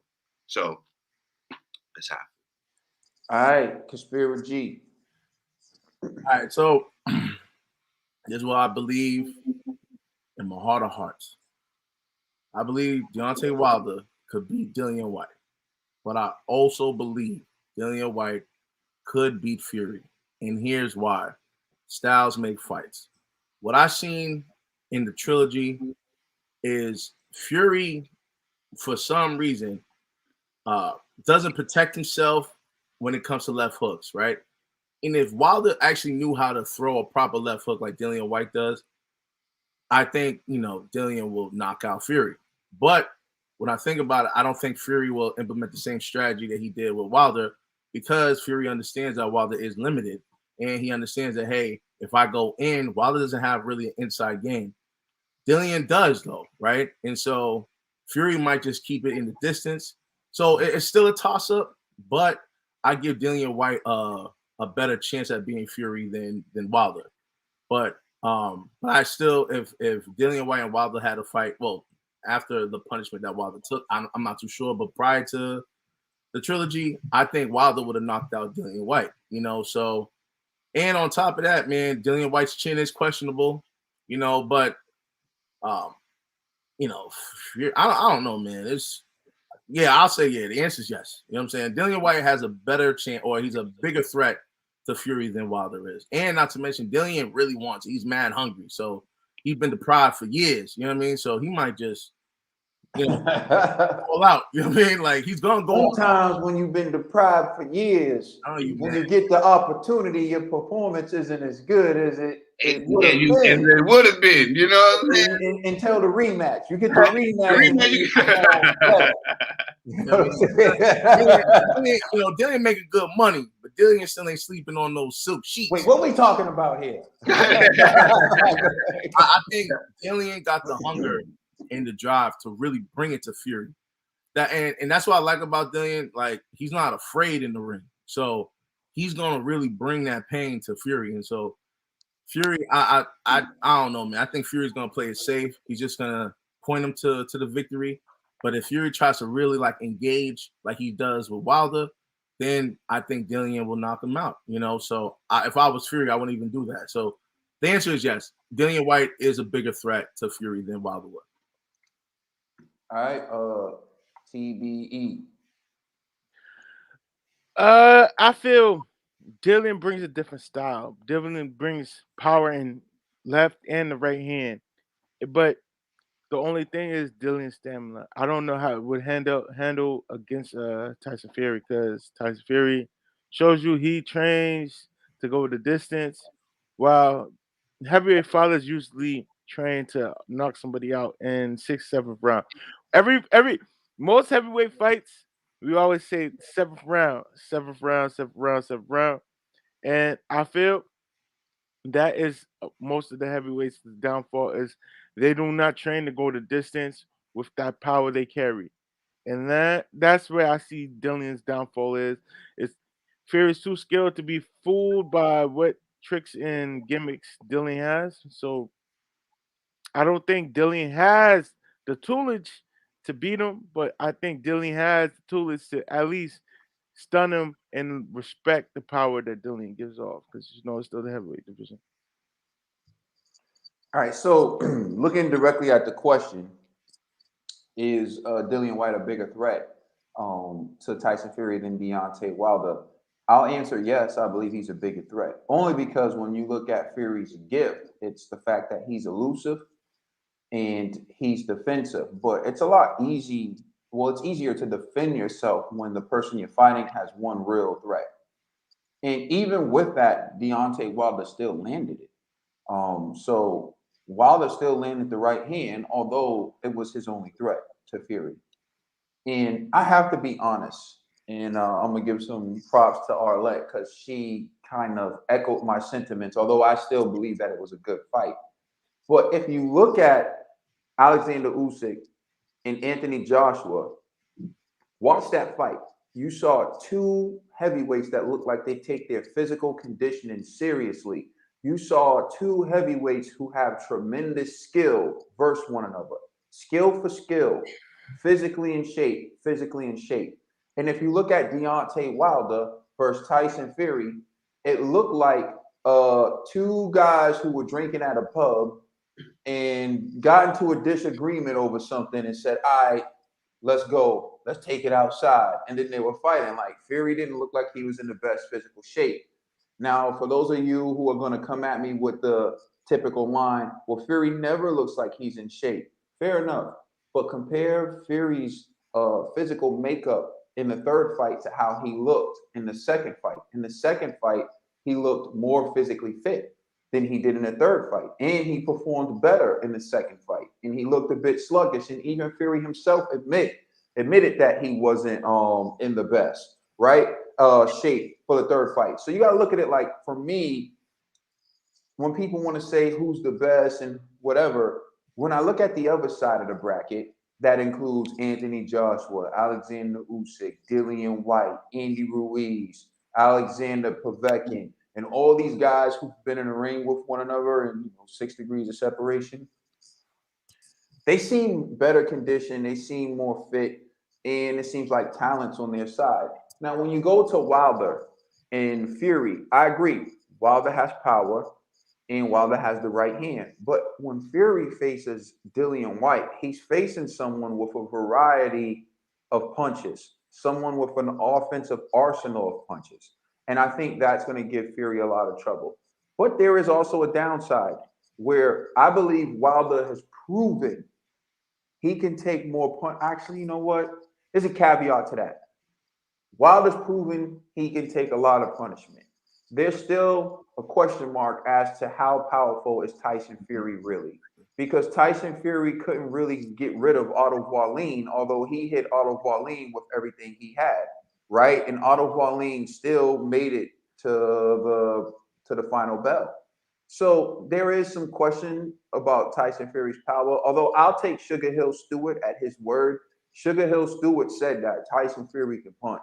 And I do believe Sugar Hill Stewart, mainly because Sugar Hill Stewart has changed Tyson Fury's entire boxing style to be more of a power puncher. So I do believe that Fury has some pop. The question is, can Dillian White take the pop as well as Deontay Wilder? And that answer may be no, because we've seen Dillian White has been dropped by numerous fighters with a variety of punches. Remember, we're talking about Oscar Rivas, we're talking about Joseph Parker, we're talking about Anthony Joshua, and we're talking about Alexander Povetkin. So I just named to you numerous fighters that have dropped Dillian White. So would it be a surprise to see Fury do it? So with that being said, I do think that Dillian White will be a more difficult task for Tyson Fury, but I think it's because he has a better arsenal than Deontay Wilder, and he has punching power in both hands, whereas Wilder, most of the power's in one hand. Dillian White has knocked people out cold with a left hook. He's knocked people down and out with a right hand. So you're facing a fighter who is, ambidextrous and who has power in both hands. And so therefore, I think that's going to create a bigger challenge for Tyson Fury. Yo, I got a question. Why we talking about Dillian White and Fury, but everyone is arguing about Anthony Joshua in the chat, man? It's getting crazy, I don't know what's happening in the chat. They debate if AJ's chinny or not, man. Let's go hard, man. She represent AJ, man. So. All right, let's throw that to the people real quick. Is Anthony Joshua chinny? $1 bill. Is he chinny? Why would he be chinny? I don't know, man. I done seen him take some tough shots and not go down, man. You're talking about Dr. Steel Hammer took a straight right from him and got back up. You're talking about a shot behind the back of the ear that messed up his equilibrium. All this stuff is normal. Then you're talking about, saying he got rocked by Alexander Usyk, who was a great fighter. And we know if you get caught off balance or you get caught somewhere, you're going to get, man, listen, This is boxing. This is the heavyweight division. You know what I'm saying? No, Anthony Joshua is not chinny. You know what I'm saying? He's not chinny. He got caught. You know what I'm saying? A couple good times. You know what I'm saying? One behind the ear. He got. You know what I'm saying? Man. This is crazy. Like no. That's my answer. No, he ain't chinny. All right. Somebody already said that. Amir Khan is chinny. You know what I'm saying? You know what I'm saying? That's not Anthony Joshua. I get it. I don't know, man. I get it, man. People, if somebody don't like somebody, they're gonna. But no, that's my answer. G. I'll say this. Chinny, no. Scary, yes. A man fights like he don't want to get hit. So I think that's the reason. And in that Usyk fight, I have to be honest. You remember how I was feeling about Usyk? I was like, there's no way Usyk gonna do what he did to AJ, right? Because I thought Usyk just didn't have that type of power. But the way that Caden was talking about Fury is how I'm thinking about Usyk, right? I need to see Usyk fight another heavyweight to see if like his hands are really that official. Because even with jabs, there was times where AJ's head was snapping back, and I'm like, what's going on here? You know, so I wouldn't say chinny, but AJ now isn't the AJ of old. Like the AJ that fought Klitschko was like, to me, was like the best AJ ever. You know, like he took it to him, he ate shots, he gave shots. Like it was like a great back and forth fight. Now it's like after the Ruiz fight, AJ now is just going the safe route. And so I think when people see AJ now, they're like, yo, why don't AJ just go for the kill? And they see AJ hesitant, they're thinking subconsciously, yo, AJ's chinny, right? So I don't think it's necessarily AJ being chinny. It's AJ being too cautious. And that usually equates to, yo, he's scared to get hit because he's chinny, you know? So I think that's what it is. And, you know, if this was like another division, I think people would be cool with AJ's performances. But because it's the heavyweight division and you want to see dudes get knocked out, laid out, you want to see people go hard, AJ's really precautionary. Yeah, and now he's like really like a safe fighter, and people don't like that in the heavyweight division. So I think that's why he's getting this slack of, yo, he's chinny. I agree with you on that, G, but I would like to change the word around. Now that he is not reckless, he doesn't go into trying to be so reckless. Do you think AJ was reckless when he fought Klitschko? Yes. Yeah. I totally believe he was reckless, keeping that hand down and everything. You got to the point where AJ was knocking everybody out. He thought that he was going to go in there with Dr. Steelhammer and knock the old guy out. You know what I'm saying? Like, he wasn't setting it up. I thought that second fight with Andy Ruiz made me like Anthony Joshua better. I like that. I like when the guy sits back and he boxes. I'm not all for the knockouts. It's cool, it's cute, but I love boxing. I can watch a 12-round fight and get excited and be screaming all 12 rounds. And that's what I did with the Andy Ruiz and Anthony Joshua fight, because I like that fight. I love the art of boxing. You know what the art of boxing is in the Webster Dictionary? The art of hitting without getting hit. That's why I love boxing. I love the sport of boxing. MMA's cool too. All right, TBE. Nah, I agree with 100% with you. I don't think Joshua's chinny at all. I just think the tactics he's been trying to imply since the loss to Ruiz, and it's messed up his mindset in the ring. Where should he be a killer or should he be tactical? And the ways of being tactical has flawed him in being a killer. So we've seen AJ. AJ been reckless against Dillian White, Klitschko, Povetkin, countless fighters. You see once he gets ready to go, he lets his hands go. But after that moment with Ruiz, the Ruiz one, he's learned I can't be too reckless because it's gonna cost me. And I think with the Usyk fight, it was more of gauging a fighter to the point where you have to become a live dog. You have to become a killer in that ring. And who knows? Maybe news just broke that fight in the spring, and we'll see what type of tactics he applies then, because I don't think AJ is a stubborn fighter. AJ is the one who comes into the ring to learn, and he comes in to show you who he really is as a fighter. But at this point, he lost to Usyk because he was a little timid and he didn't really go in there. When he had Usyk, he hurt Usyk, or he frustrated Usyk. He didn't really add more onto his weaponry. But yeah, we'll Yeah, only know. AJ's an overthinker. Yeah. Yeah, definitely. Like, this is a funny thing because this is a nitpick argument. It's a nitpick argument. And if you make this argument that AJ's chinny, it's because you don't like AJ. The reason why I say that is Tyson Fury has been dropped by SS Cunningham, a cruiserweight. He's been dropped 4 times by Deontay Wilder. Do you call him chinny? Do you? Deontay Wilder has been dropped, what is it now, 5 times by Tyson Fury. Do you call Deontay Wilder chinny?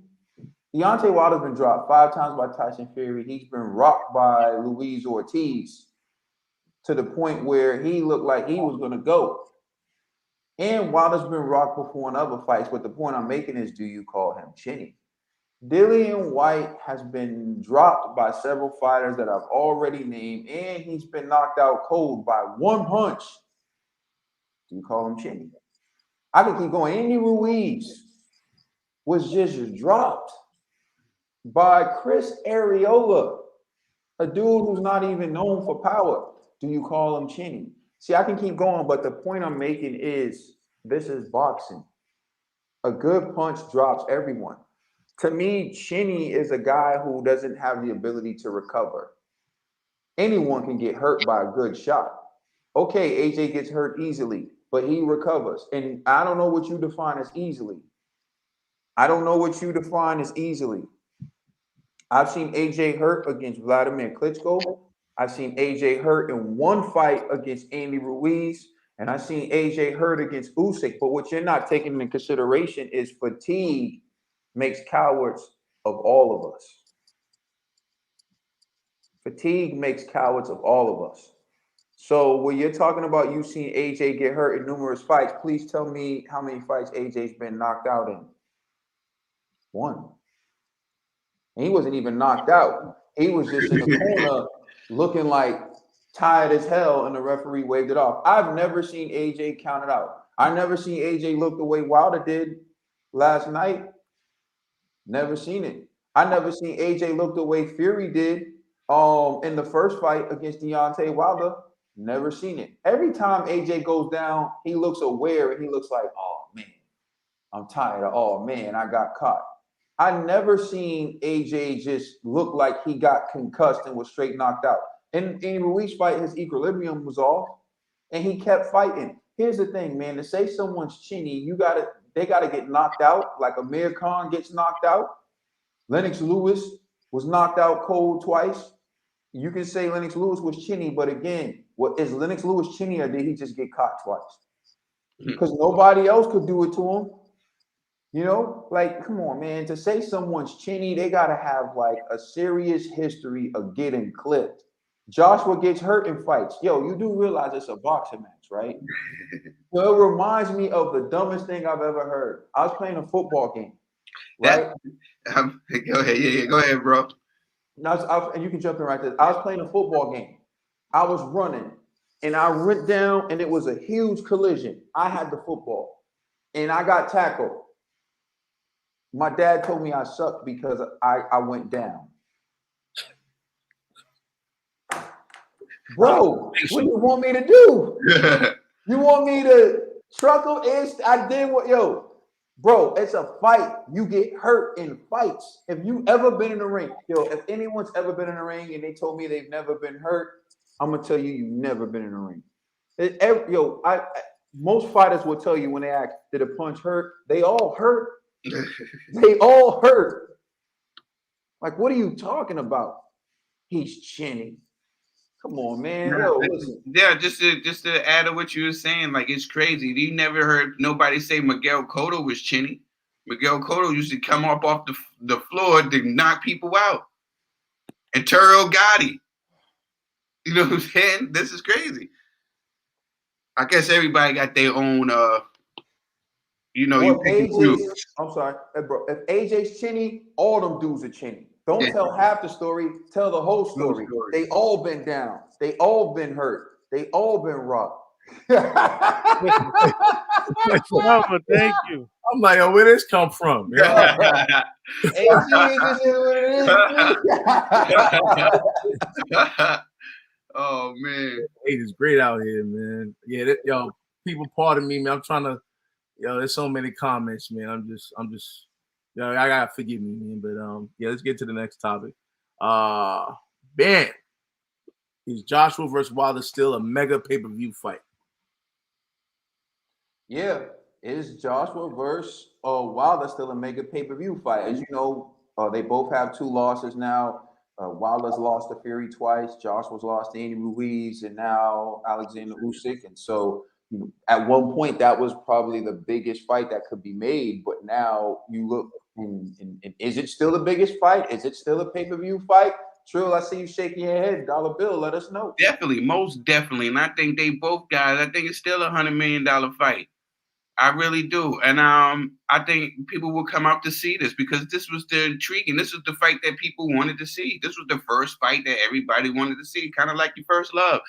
You know what I'm saying? For a lot of people, they wanted to see this fight. I still wanted to see this fight. I don't care. I would love to see this fight. Just because you lose, man, don't mean that you suck or nobody want to see you again. It's how you lose. You know what I'm saying? I would love to see Deontay Wilder and Anthony Joshua get it on. Just because they lost don't mean that they're not great fighters or good fighters. And some of the best fighters, some of the greatest fighters in history have L's on their record, more than both of these guys' losses combined. You know what I'm saying? And we still call these guys great. So, yeah, I want to see this fight. You know what I'm saying? I would love to see it. All right. Well, Trill just summed that up. Conspiracy. Yeah, I agree that this is still mega is subjective. So I'll say it's a super pay-per-view fight. And reason why is because it was these 2 gentlemen that revived the heavyweight division. And so there's been so many debates on ESPN, on Fox, on DAZN, on YouTube. Everybody was talking about this fight, like the boxing Twitter, so it'll be a shame if these 2 guys don't get in the ring. I don't even think half the fans even care about O's anymore, or even the belts. People just want to see those 2 get in the ring because the buildup has been years in the making, So, literally, before we had this show, me and Kaden used to go at it about this fight, So I don't give a damn if both of these dudes are on the decline. You know what I'm saying? I still want to see this fight, and I'll pay money for it. So, and I like to believe a lot of boxing fans and casuals would like to see this fight. So. Yeah, definitely. And especially if it's in the UK, it seems like AJ can do no wrong out there. You know what I mean? So Wilder might have to take that trip, bro, and get this money. All right, TBE. Yeah, I think it's still a good pay-per-view fight. I think it will sell. I think it'll be good for the public, It, like G said, Undisputed started with these guys, and literally 2-3 years later, we're looking at these guys with 2 losses and no belts. And I still want me and G, we still got that bad blood between us, where it's like got no bad blood with my son. The Sunday rides to the record, G be like, yo, your man's ain't it, yo. Your man's a hold on. You know what, Ned? I'm gonna stop you right there. Crooked finger stop. I was gonna let you slide until you just disrespected me. Where my push-ups, bro? Where's my 50 push-ups, bro? You got the world thing. Yeah. I need y'all go pull up the data, yo. Let us know who owes push-ups. No. You a man now. Let us know, yo. Yeah, I'm letting the TBE mafia. Let us know who owes push-ups. Hold on. I know I raised you right, Ned. You see, yes G? Did you not owe 25 push-ups for the punch-off? I did. Did you do those 25 push-ups? I did not. All right, yes or no? Did you not owe me 25 push-ups when Wilder and Fury fought this year in 2021? Yeah, I did. You now, know. yes or no? Did you do those 25 push-ups? That's your fault, G. Hold on. Hold on. Walk with me, Trill. So now, 25 plus 25 equals what, Ned? Hey, 50. All right, 50, right? So what we doing on Saturday? What we doing I on don't know yet. I don't know yet. Yo, I hold don't on. know yet. Squash all that. Squash all that. Both of y'all sounding like nah. But here's what I want to know. Hey, everyone listening. You know we don't normally do this. I need all involvement in the comment section immediately. Please give me a thumbs up or a thumbs down if you want to see Ned and G compete in the decathlon or the decathlon type of activity where they do like 4 or 5 events, athletic events, to determine who is the winner. Please give me a thumbs up or a thumbs down. And let me know if you're interested in that. Oh, look at that. What? That was fast. That was fast. It's going. Damn, we're making this a pay-per-view event. Yo, we need the athletic decathlon between Ned the TVE and Conspiracy. We're going G, the come on, punch-off got to be a part of it. The punch-off's the main event. The punch-off's the main event. He said heart attack incoming. Y'all none of y'all talking. You know what I'm saying? Yo, G, look at this. You're really gonna deprive the people. Someone said it's a $50 pay-per-view event. Yo, G, you really gonna do the people like this, G? Yep. You know what I mean? I ain't got nothing to prove to these people. Oh wow, yo, that's cold, G. Yo, G. Come on, G. We never got this much activity in the comment section before. Y'all be all right. Y'all be all right. You know what I'm saying? Yo, Johnny B said pay-per-view on Triller. Salute to my homie Johnny B. I mean, Wow, listen. G. Yo, Ned, you know what you were supposed to do. You were supposed to handle Complex, then holler at your boy. Until I see that, no more talking. You know what I'm saying? You know the agreement. Complex. Arbitration. Get through Complex, holler at your boy. You know, Ned won the arbitration. No arbitration. Ned looking crazy out here in these streets. So give me. How about this, Ned? They said G has lost his punch resistance. Silk sheets. You're right. Silk sheets. You know what I'm saying? G ducking. Yup. G ducking. Yup. You right. He is a ducker. Yes. I'm ducking the guy that I already beat twice. Yep. Beat twice? No, you beat me one time. Watch your mouth. Hey, G, it didn't stop you. Wait. G, it didn't stop you from saying that when Fury was trying to move on from Wilder. You still playing Fury was ducking Wilder? Watch your mouth. Ned, you know what? Wilder. Let's just stop this right now, man. This conversation get crazy. Ned, respect yourself. All I know is the people want to see the athletic decathlon, G, and you're depriving the people. That's all I know. Amen. How about you demonstrate something for the people, man? You know what I'm saying? Me? Yeah, you, Trell. Are you serious? Hold on. Let's just be real. Let's just be real. No cap. Me doing it? Are you serious, G? I'm not talking about no. It would look like I'm showing off. I'm not saying do it with me. I'm saying y'all do something. I'm good. You know what I'm saying? Like y'all can figure out. What are we gonna do, G? What are we gonna do? We're not in the same weight class, the same whatever. Care. You already know. I honestly don't even care. I'm not even having this conversation because I ain't got nothing to prove. You know what I'm saying? It ain't about proving anything. It's about entertainment. I ain't jumping ship. I never boarded the ship. I'm looking at Ned like, Ned, you already know what we agreed on. We agreed on something, Ned, and now you're flip-flopping. I ain't flip-flopping. What you do? I'm just saying. You got to do something. This is what me and Caden going to do, because me and Caden, we've been battling for years, okay, for 2 things, all right? So we're going to have a sing-off and a slide competition. You know what I'm saying? That's what we can do, bro. We've been beefing who's the best singer for years. You know what I'm saying? I'm not gonna lie to you. Y'all think that's a game. We had this this game on Xbox, right? Where it, like, checks your pitch, and like if you have like good pitch, that's how you get the points, right? So we were singing on it or whatever.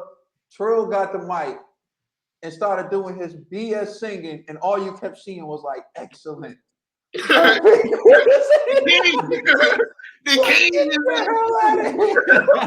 Everybody was hating. It was like, there's no way. I got down on one knee, was singing a song to everybody. It was like extraordinary. It was losing.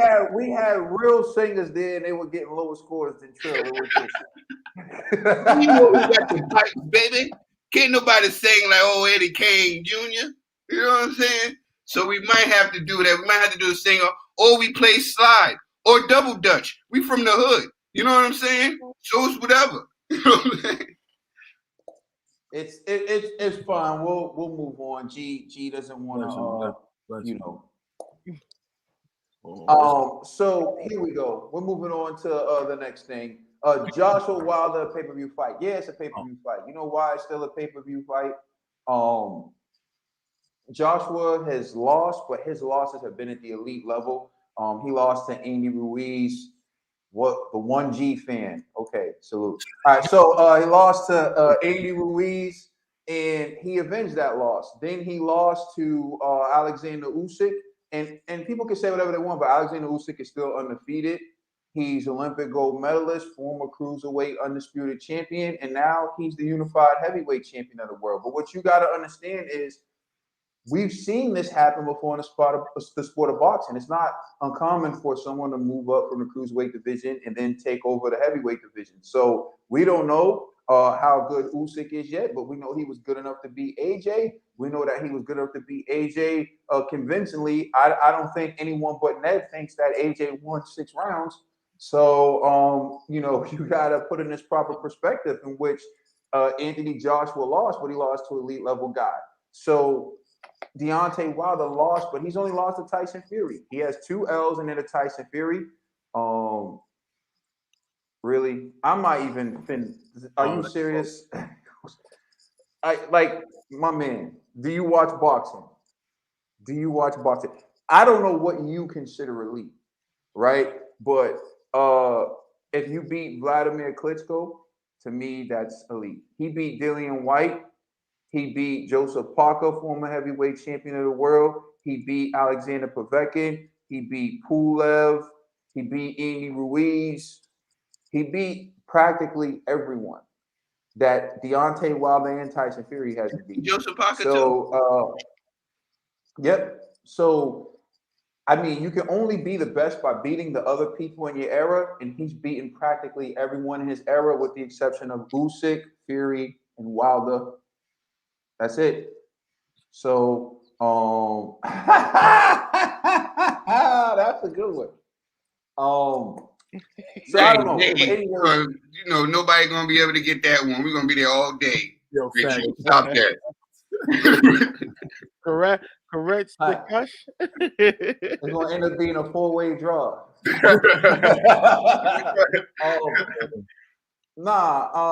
But let's just be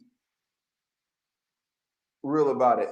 Like, they both have elite level L's, and I get the dish to Deontay Wilder's resume, but you can't. If you think Fury's the #1 heavyweight in the world, then you got to be pretty good to drop him 4 times, right? You could say it was a fluke the first fight, and for me, the first fight Fury was off for 2.5 years. It was his 3rd fight within 9 months. So when Wilder dropped him twice, I'm thinking that wasn't the best Fury. But what he did on October 9th was a Fury who was somewhat active, a Fury who's been in the ring, who's been fighting elite level competitions, been in there with Tom Schwartz, been in there with Otto Barlin, been in there with Wilder. And so you got to give Wilder credit for that now. There's no more, what?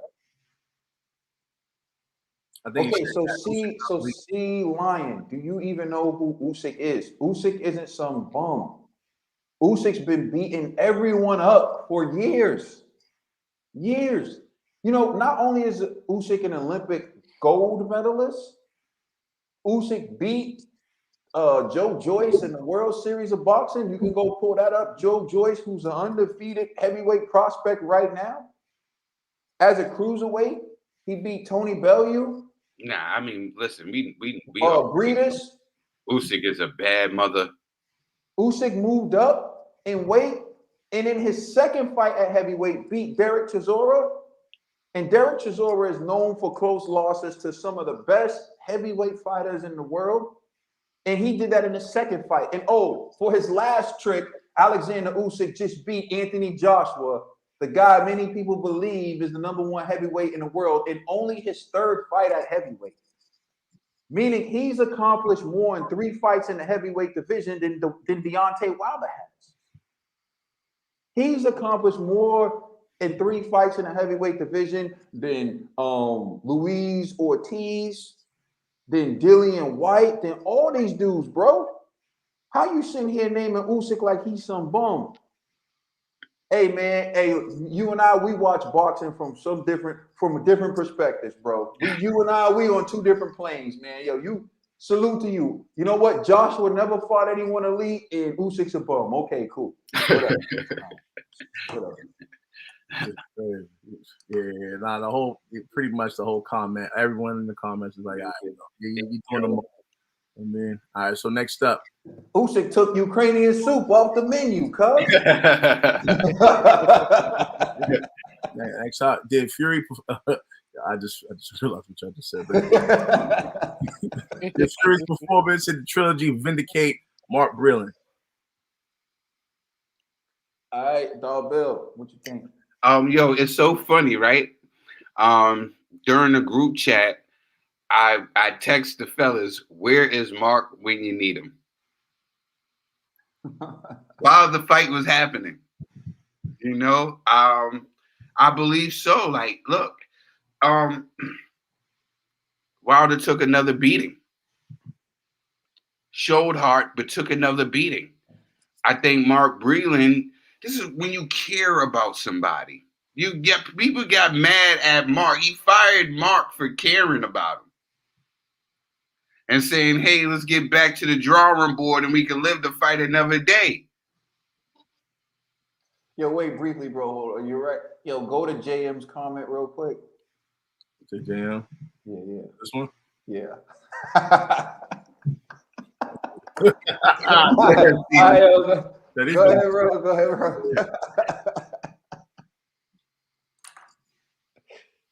Now back to you, bro. Did it? Yes. I totally agree because I said that during the fight. I texted the group. I said, "Where's Mark where you need him?" Because yes, Wilder took a beating in that second fight. He was taking a beating, ear bleeding, the same way in this third fight. Took the same beating. You know, Mark was just a guy that seeing a guy that he spent time with, and you know, he ended up spending so much time when you start having feelings, you be around his kids. He becomes family to you. You start having love for him. Then you see a situation in a fight where he can't win. Seeing it was a situation where he couldn't win, and you wanted to see him come back another day and fight. So they did Mark Breland wrong. And the same thing happened in this fight. I was screaming for where's Mark Breland at now? Because I didn't want Deontay Wilder to take any more punishment so that we will not see these other fights that we want to see, like AJ versus Wilder, Wilder versus Dillian, Wilder versus Ruiz. This other fights we wanted to see Wilder in. I didn't want to see Wilder die. And sometimes you have to protect a warrior like Wilder from himself. So yes, I didn't think he did anything wrong the first fight, and I wish he was there this fight too. You know, to save Wilder from himself, so this young man could be able to fight another day and be there for his kids. Because at the end of the day, man, like man, this is a sport. This is a sport, and I love this sport so much. But I don't want to see none of these guys die. I don't want to see these guys die. We damn near was in tears when the last fighter was on here that died. We didn't know him like that, but loving this sport so much, I don't want to see none of these guys die. I want to see these guys give their best and compete, and that's it. I'm not no monster. I'm not no disgusting person. This is a sport. So was Mark vindicated? I think he was. And I stand on that 2 times, because I don't want to see nothing like that happen in this beautiful sport that I love so much. And he was there to protect Wilder from himself. And that's what your corner is there. That's what they're there for, to protect you. And Mark did his job. And people got mad at Mark, and Mark lost his job for doing his job. He was doing his job, supposed to protect this fighter. So salute to him because he did just that. He protected his fighter. He did his job. I'm not mad. All right, we're going to turn it over to the man, Conspiracy. Yeah, I definitely think that Fury's performance in the trilogy has vindicated Mark Breland. And I also wrote on Twitter that Deontay Wilder should actually publicly apologize to Mark.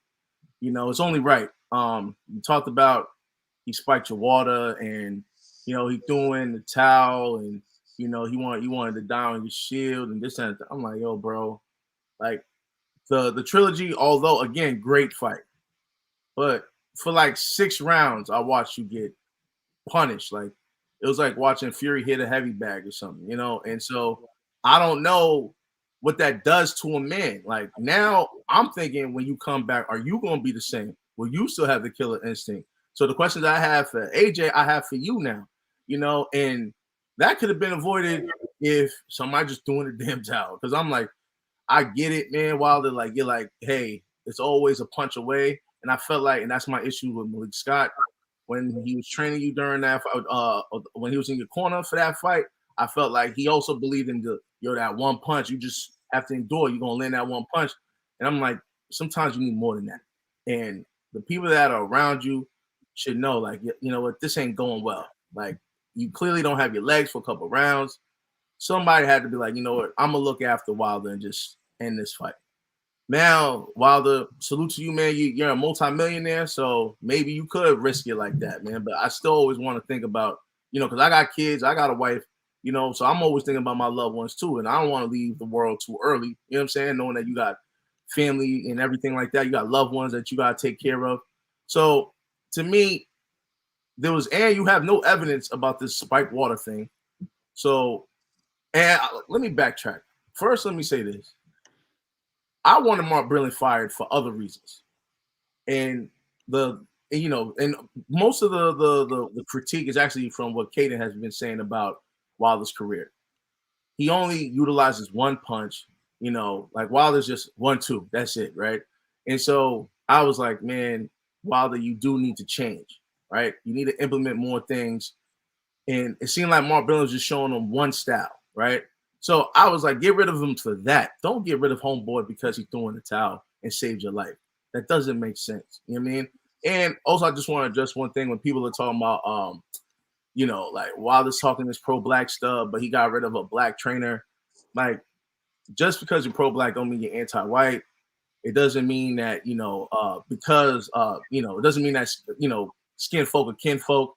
So Wilder doesn't have to be married to Mark Breland. He doesn't, But if you're saying you're firing the guy because you believe he spiked your water and he was disloyal for throwing in the towel, then Wilder, we have a problem, right? And so now that you just lost again, where Mark Breland wasn't in your corner, and it was the same performance, it looked like you didn't have your legs under you and you was getting beat up. You know what I mean? So then now I think you may have to be like, I was wrong. Just like you was wrong about Fury, you was wrong about Mark Breland. And I think you owe both gentlemen an apology, right? But again, I understand you're upset right now. You're hurt. You're concussed. When you calm down, man, I think publicly you should holler at Mark Breland. And I'm saying publicly because you disrespected him publicly. You should apologize to that man, and hopefully Mark will forgive you. No, you said some good things there. And, one of the things I want to reiterate is just because you're pro-black doesn't mean you're anti-white.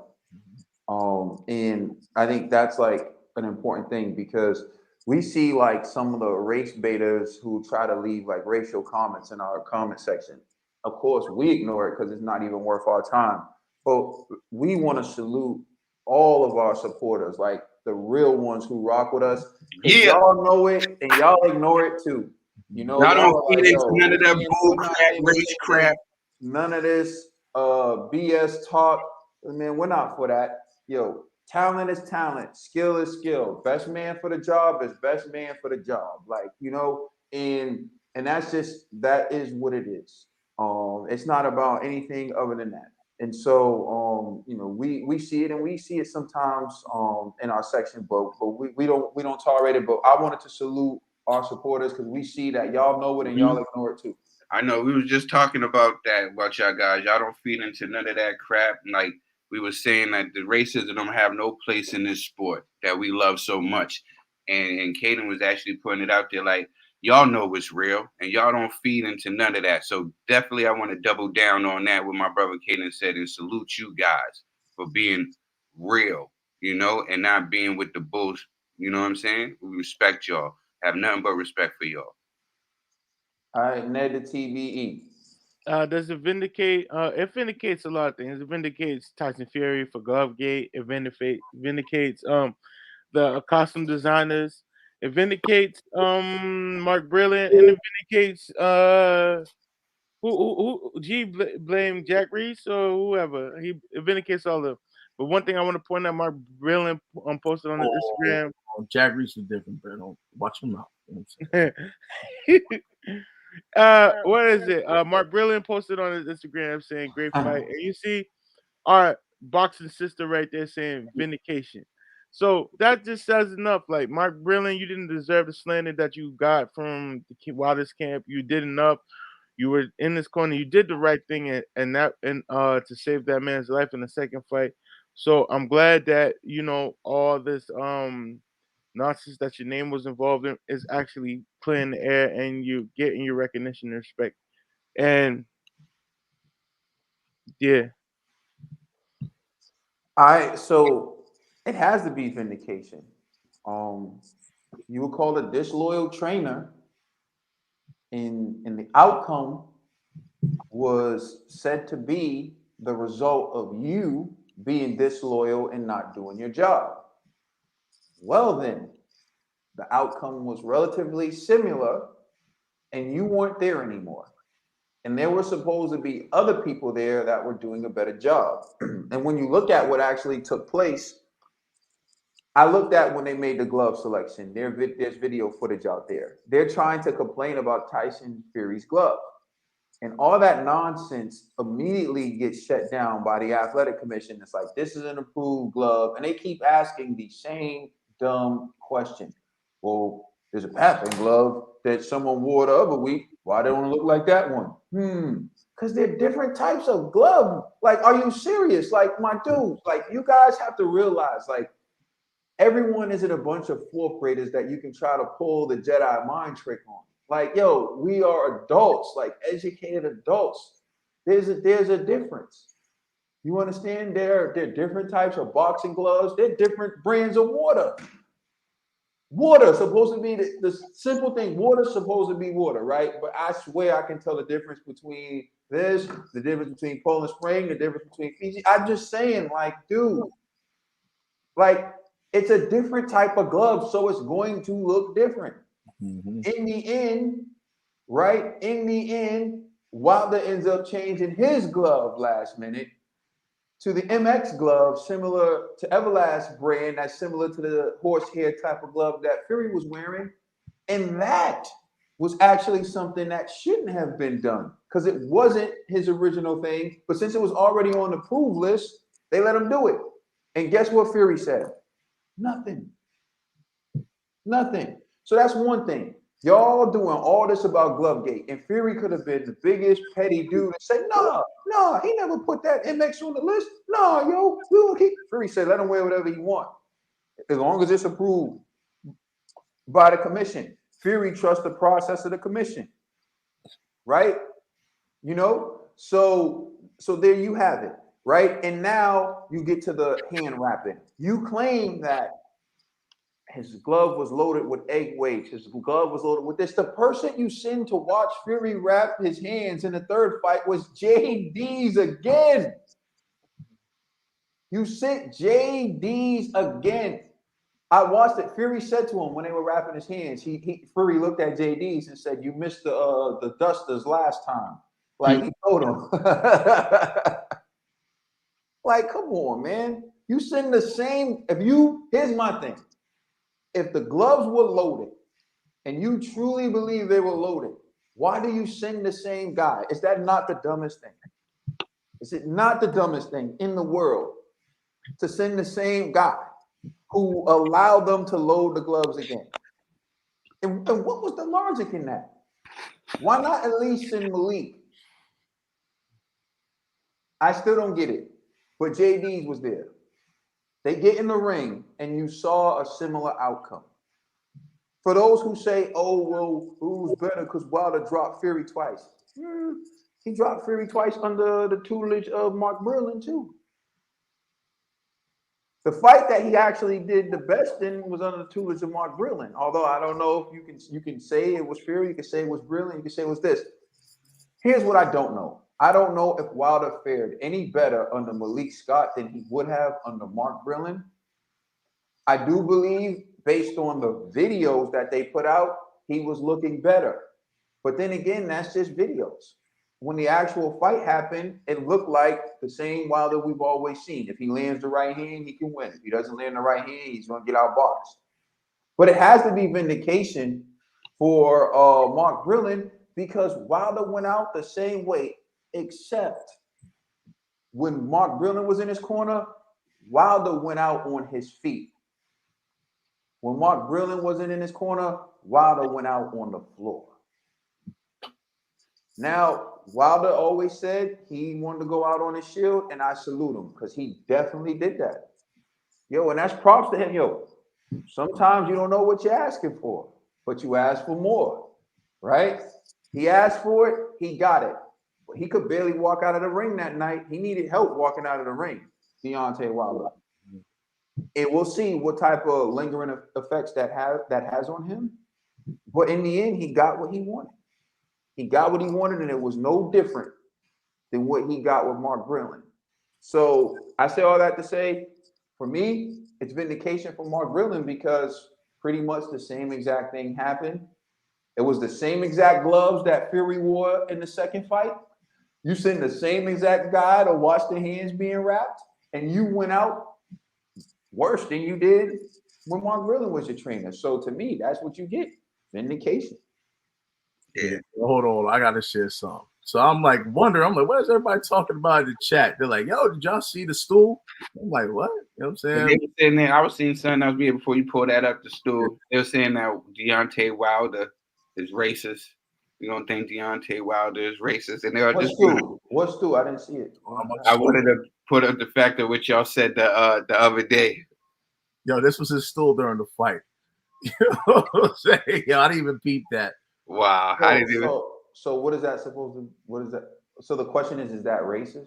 No. They're just saying, did you see his stool? And I was like, nah, I didn't even see this. You gonna sell that on eBay? He should. Shoot, why not? It might go for like 100 million, probably, man. You know how people are. Oh, that's hilarious, though. They're sitting on his face. Shout out to them for being creative. You know? That's nothing to me. That's much to do about nothing. I just think you got a guy talking about I'm out for blood. I'm trying to kill him, and he's wearing red suits and talking all this eye for eye type of stuff and whatever. To me, that big Dawson thing is nothing. It is what it is. Yeah, but let's get into the trash talking goat. Bob Arum goes off on multiple people. Oh man, hold on! I didn't even set this up. I need some time to set this up. Shout out, I was talking about like how we had a joke, how people was trying to say Deontay Wilder is racist, and we all was against that in the gym. So everybody said that Deontay Wilder is racist, man. We was laughing about that at the gym because we was saying how he had a white daddy. And we was like in the gym, like you said, and you know how we looked up to a guy.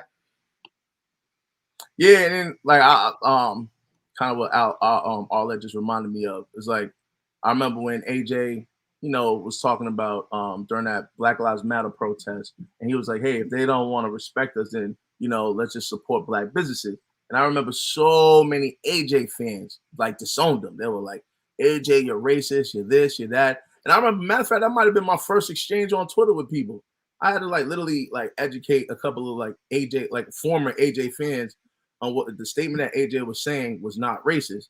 And so, to me, like on surface, I think when people hear that term black, it just triggers people, like for real. You know what I mean? So like it's just like, oh my goodness, how dare you, AJ, say black? You should just be representing the UK.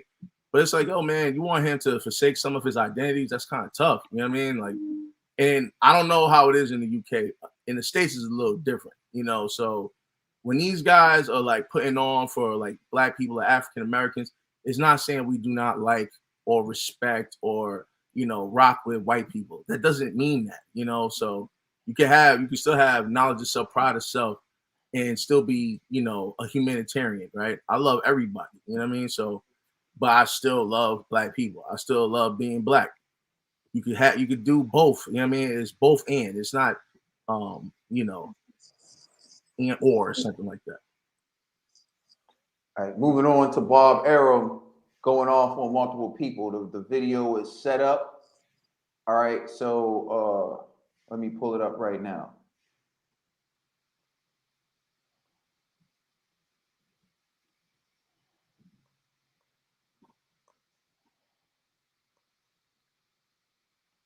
Is it being shared? Yep. All right. Oh. All right, I'm playing on. Over 80% of the betting public tonight favored Wilder. What do you say to those who doubted you? Oh, Sugar Ray. They always Sugar doubt Ray. your statistics. I mean, Fury was a 3-1 favorite. It went.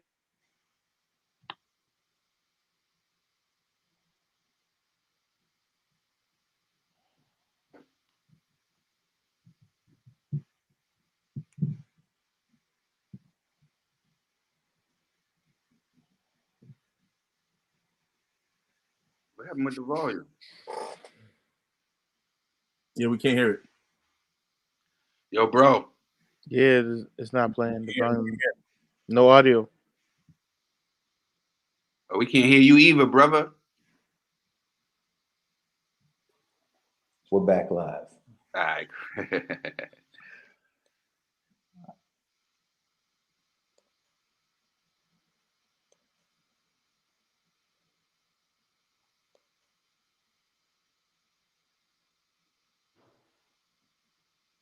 Over 80% of the betting public tonight favored Wilder.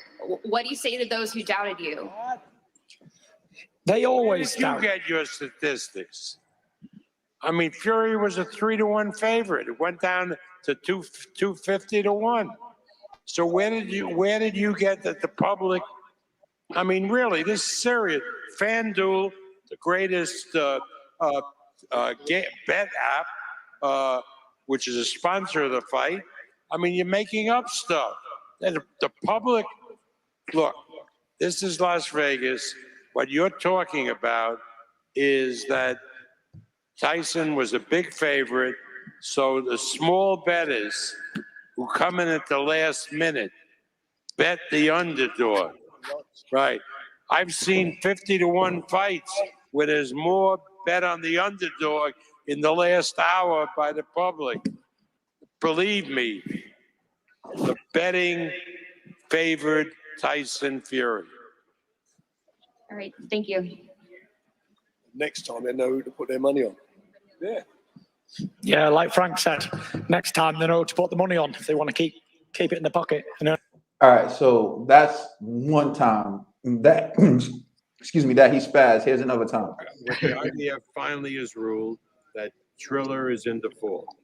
So the 12.2 million goes to the two fighters in accordance with their percentage. And under the rules of the IBF, the second bidder was Matchroom. And I just got off the phone with Eddie, and he said definitely he's going to do that fight in the United States in November or December. So at least, I mean, this is like, for me, you talk about disappointment.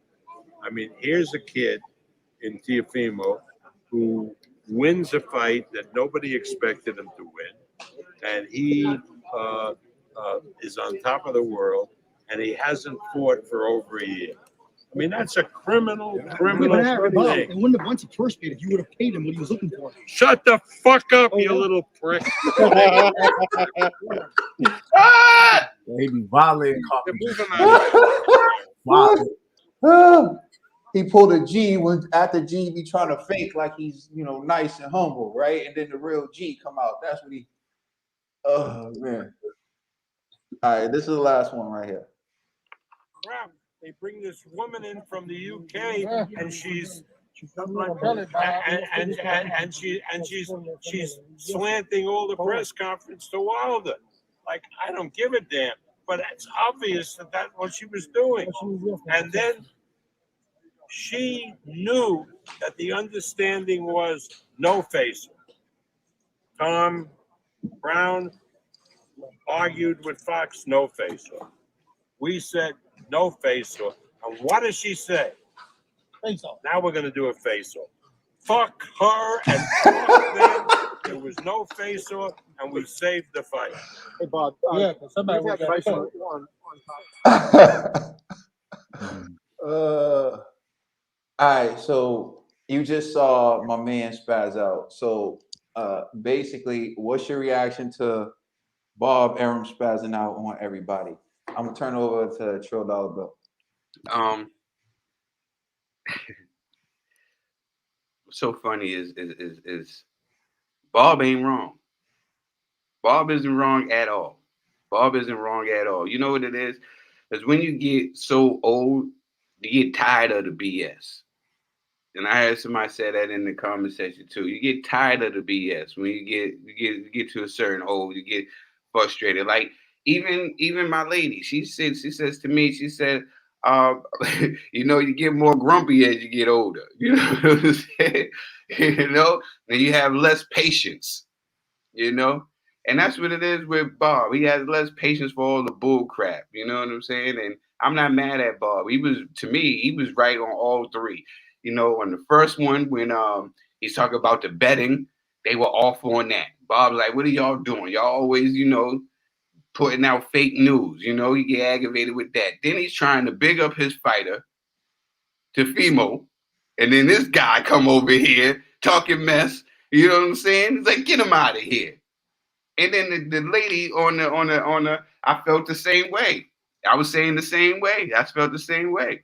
You know, so hey, Bob's just at the point where, look, he's just tired of all the crap, and I'm not mad at Bob. Shout out to Bob.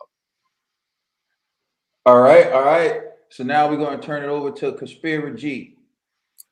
I mean, I'll say this: Bob could articulate himself much better.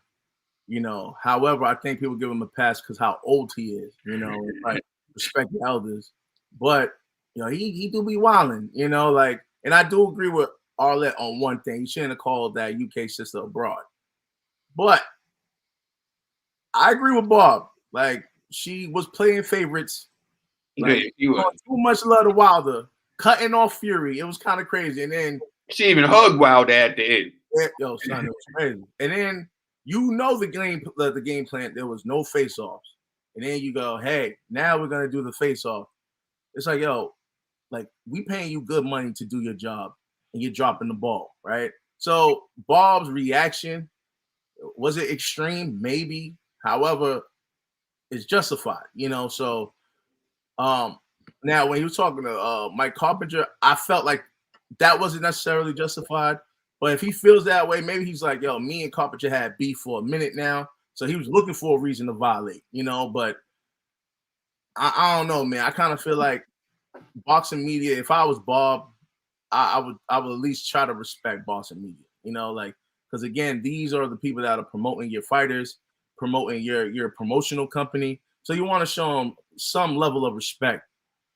But again, Bob is Bob, man. He's an old head, man. So, you know, and the way he was talking about Triller, it is what it is. Triller is his direct competition now. So, you know, I can't blame him for that. The only thing is just, Bob is just, you know, he's just so reckless at this age, man. It's like professionalism's out the window. He's probably like, yo, you know what? I'm about to meet my maker. So before I go, all y'all gonna know how I feel, you know, and to a degree, I could respect that, you know, but to another degree, I don't respect it because you don't need to talk to people all crazy like that because you know you're going to get a pass because of how old you are. Yeah, now we're turning it over to the man who spazzes out sometimes like Bob Arum did, TBE. Listen, yo, I ain't going. I respect Bob's gangster. You know, Bob, you talk out of line, you interrupt him, you say false information on his name. What Marlo saying in the wire? My name is my name. You don't play with Bob. You don't play with Bob. Yeah, don't play with Bob. And Bob wasn't tolerating none of the BS from any of the reporters that night, the announcers that night. Anybody asking questions, you said something funny, Bob had to check you, yo. It don't matter if you owe him $1 or $10,000. Bob not playing with y'all. So I respect Bob for coming out his neck and putting people in his place at his age because people think Bob lost it. You know, Bob, stand your ground, buddy. Yeah, so I'm gonna say this. Come with the facts or don't come at all. You know, and if you got the information straight, you don't have to worry about Bob G checking you. But if you're gonna come with the wrong information, then Bob's gonna have to do what he does. And Bob is at that age where he's too old for the PC stuff sometimes. Bob is like, what you gonna do? Cancel me? Exactly. Like, hey, Exactly. it is what it is. Bob don't really care. You know, so the fact of the matter is, the betting question, like everyone knows Fury's the betting favorite, so why would you say something so ridiculous? That's one. Then two, the other thing is the other issue where he spazzed on Carpenter. It's like you already know the situation with Teal, so why would you bring it up at that time? It's clear that you're trying to get a reaction. Yeah. And you got it. You got you got to get a reaction, and you got the reaction. You asked for it, and you got it. Bob's like, you want some news? I'm gonna give you some news. Get out of here. You know, there used to be just a certain level of decency, you know, to do that there. I'm not saying that I agree with the way Bob Arum handled it, but at the same time, I put myself in Bob's position, and it's like, yo, my man, you see me handling this, you're trying to throw this in to smear me and smear my name. So, you know, there's that. But then you look at the situation with what happened at the press conference. If they agreed no face off, then they agreed no face off. And you also have to look at the fact that they're doing a cross promotion. And this showed up in the Sean Porter and Terrence Crawford conference, and we're going to get into that, where they're putting a lot of faith in each other. This is like a fragile relationship, right? And so, like, there needs to be things need to go right. And if they agree on something, it needs to happen that way. And so when they say no face off, and then you try to do a face off, it kind of gives the impression that like you're gonna say what you want to say to get the agreement, and then do what you want to do. And something that minute can actually mess up these guys working together. So you need these events to go by smoothly, because if Wilder versus Fury goes by smoothly and Crawford versus Porter goes by smoothly, I feel like that increases our chances of getting Spence Crawford in some of these other fights in which other promotional companies need to work together. But when you have this woman about to call a face off, I think Bob's legitimately concerned. Like, yo, what are you doing? You're trying to jeopardize the fight. You're trying to compromise my money. And that's when he said, F her and F the people who put this event together. And I feel him, because it's like, yo, y'all knew the deal. Y'all knew the agreement. Y'all knew what it was. So, you know, my response to Bob going off is just, he's too old to care. He's really too old to care. And so Bob's going to let you know how he feels. And everyone from this day forward should just be ready for that. So the next topic. Oh, okay. TC makes it clear he wants the big fights. Oh yeah. Kind of segue right into this, but let me set it up real quick.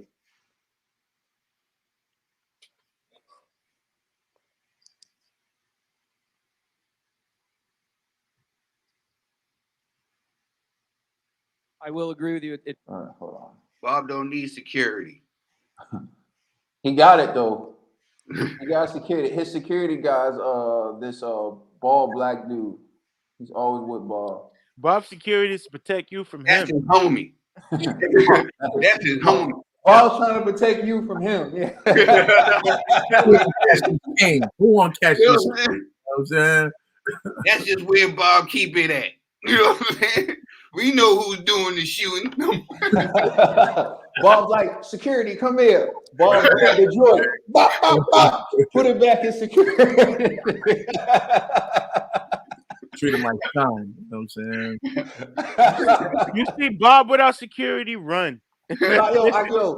Yo, Bob's security, a knock a dude out, and then Bob goes up to him. It would have been worse if I hit you.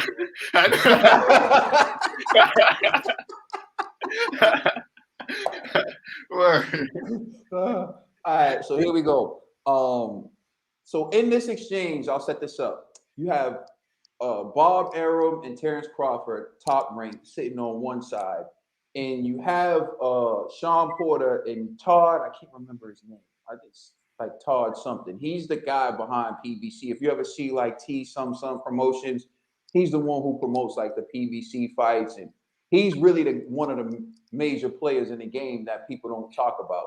He's sitting next to Sean Porter, and then they're having a discussion about making the fights and working with each other across the street. And Sean Porter, Tom Brown, is that what they're saying? Yeah, Tom Brown. And so here's the exchange between Tom Brown. I think that's his name. I'm gonna trust our people here. Tom Brown. Rachel says, yeah, Tom Brown and Terrence Crawford. And Bob Arum jumps in again. Like I said, remember Bob's too old to have the patience. All right. Yeah, I'm gonna try to get Bob on this show, man. I want to have a discussion with Bob. Right. Bob come through. Bob ain't no punk. Bob will come through. All right, here we go. Bob, because again, we constantly hear, hey man, make these fights happen, make these big fights happen. We've got one tonight and we've got one again on November 20th. How does that make you feel about the sport in general moving in maybe a new direction where we're going to see bigger marquee fights like this one? I'll let Bob go first on that. Yeah. This quarter, we have a lot of good fights, a lot of great fights, but we have three marquee fights. One tonight, obviously, the November 20th confrontation between Terrence and Sean, and of course, Canelo Alvarez and Plant, another great fight. And they're all such big fights, they'll be on pay-per-view, all three of them. And people say, well, isn't it a lot of money? Got to pay $70 for one, $80 for another. It's a lot of money. But look at what a decent ticket is to watch a fight. Probably $250, $300 just for a decent ticket. The three events together on pay-per-view don't come to that. So I think it's a great, great bargain for fight fans, for sports fans, to see events like that. And I thank PBC and Tom for helping us make this fight happen, for being so cooperative in the fight tonight. And I commend them on making a great fight like Canelo and Plant, which will take place in early November. Thank you, Bob. And yeah, look, it comes down, just like Bob said, it's the fighters. It's always the fighters. When they ask for something, or it's a fight that can be made, we're going to go do it. We've worked with Top Rank, many times in the past, and it seems like the relationships just been getting better and better. And I'm looking forward to tonight. It's been a great event, great promotion, and obviously November 20th, we're going right back into it again. So it's worked very well together. Thank you. Hold up. Time out. Can you reverse what you just said a few minutes ago? It's the what? The fighters that makes the fight, that want the fight, you go get the fight. That's right. Now I know where you're gonna go with this. All right. I just wanted y'all to hear. I don't know where you're going with it. No. It's a new day. It's definitely a new day. It's definitely a new day, but I just wanted y'all to hear that on camera. So y'all know it ain't Terrence Crawford that's been stealing the fights, all the fights that y'all been wanting to see. I just wanted y'all to know that. Live and direct. In all of sport. All right, so there you have that exchange between Terrence Crawford and Tom Brown. And you see Bob, Arum, and everyone on the stage. So TC looking like, hey, I'm just out here trying to clear my name. Trill Dollar Bill, what's your reaction to that exchange? I'm gonna stay on topic. I was gonna talk about Sean's outfit, but I was not gonna. No, for real. Kenny gave him that. That's what Kenny wore to the Soul Train Awards in 1976. You know what I'm saying? But this is some background on Porter's outfit. He said that he wore that outfit because he wanted to show TC that he was in condition and that he was in shape. And TC was like, if I wanted to, I'll just take off the shirt and show you my 8-pack.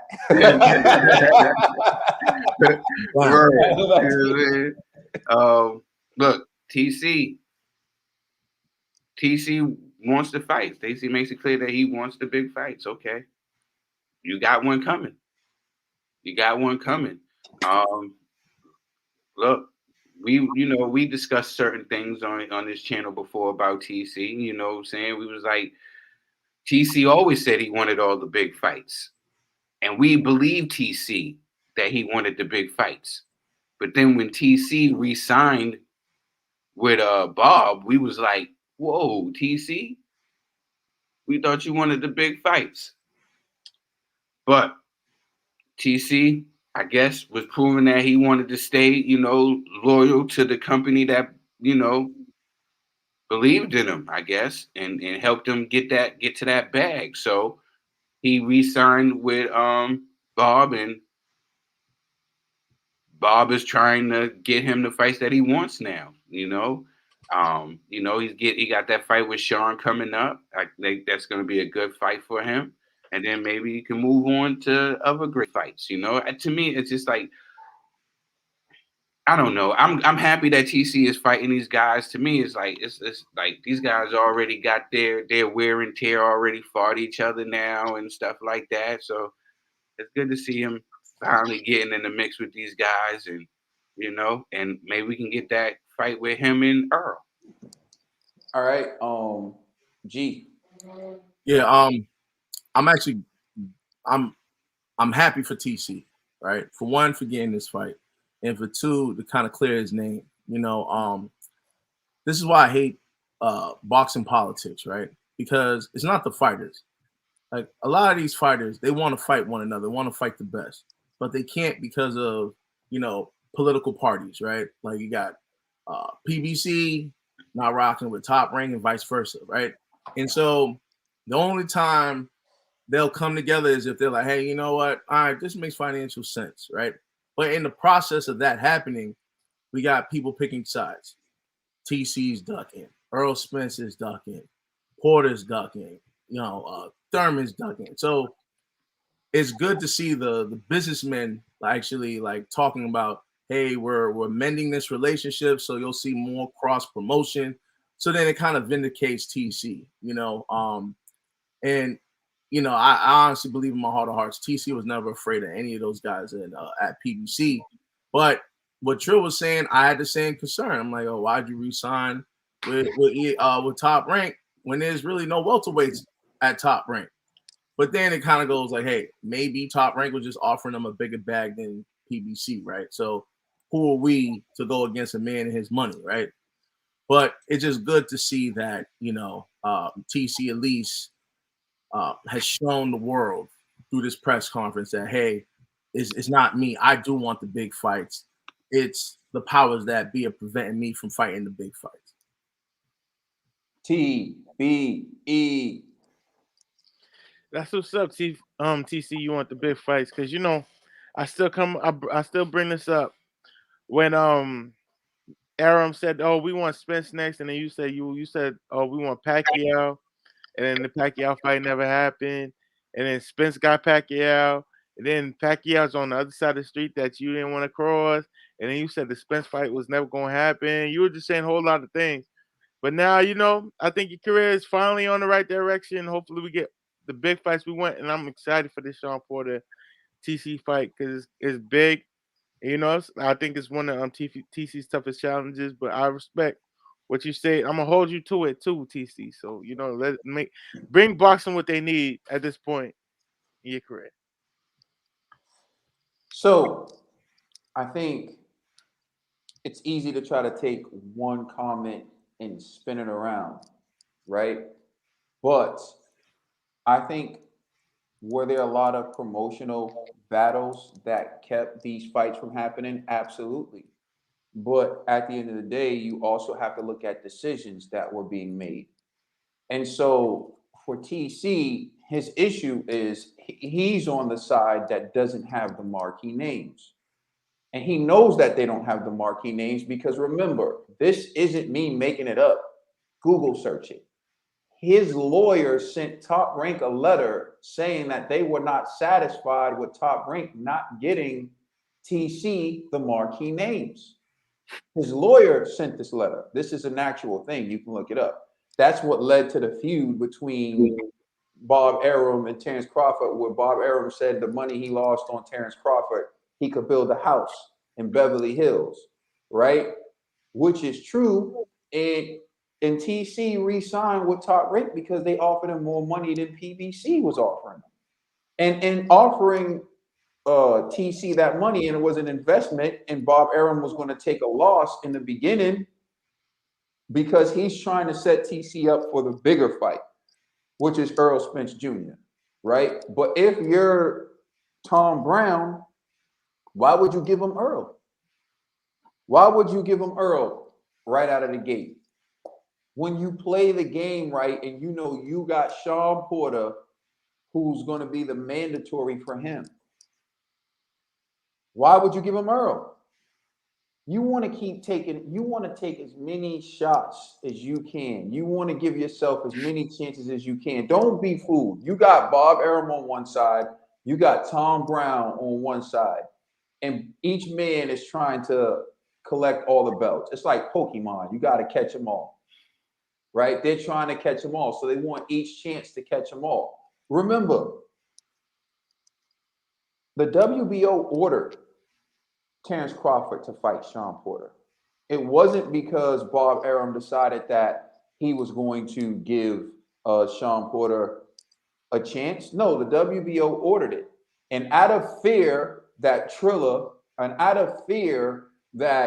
Matchroom Boxing would outbid him, Top Rank decided we'll just fund this whole thing because we don't want to lose this fight. Because remember, they lost the Teofimo Lopez Cambosis fight, the Trilla, and Trilla is looking like they're going to default on that fight. So now it's going to go to Eddie Hearn, who outbid Top Rank. So now, if Trilla doesn't put on Teofimo Lopez versus Cambosis, Matchroom's going to put on it. Think about that. Matchroom's going to put on the fight with Top Rank fighter.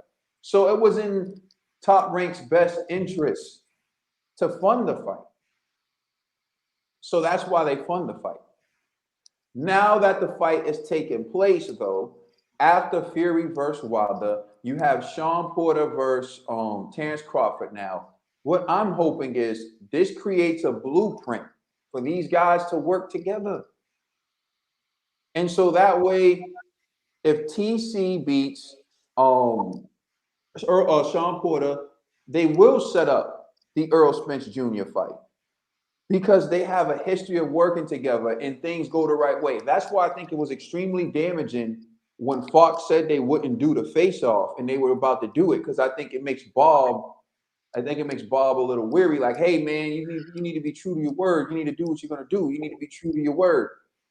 But I think if Trilla did anything, They didn't put on no damn fight, that's for sure. But if they did anything, they caused a stir of fear within the boxing world, in which these promoters know if they want to keep their fights, they're going to have to start working together. Because I believe this fight is taking place for one reason and one reason only. It was ordered by the WBO. But I think Bob Arum's acting right, and I think that Tom Brown is acting right, because they both know that they would be outbid if it went to a purse bid. And I think they know now that fighters like Terrence Crawford and fighters like Sean Porter are like, well, we'll just let it go to the purse bid then. We'll just let it go to the purse bid then. So now they know they have to act right. And so I think that's a beautiful thing. What I like about the conference, though, however, is that Bob Arum is saying it's a new day. And Todd Brown is saying, look, all that stuff, we're making a fight happen now. Let's keep that same energy, regardless of the result that takes place when they meet each other. Let's keep that same energy. So if TC wins, Tom Brown, I want to make sure that TC's in line for Earl Spence Jr. And I'm going to close with this. TC also didn't do himself a service, or he did himself a disservice by saying he wouldn't even accept 50-50 with Earl Spence. So that's something that made him look bad as well. TC beat Sean Porter 50-50. That's it. If he beats him, 50-50. And he looks good doing it, 50-50. I mean, there's some caveats, right? Like if there's a robbery or something like that. But for me, if TC beats Sean Porter, then 50-50.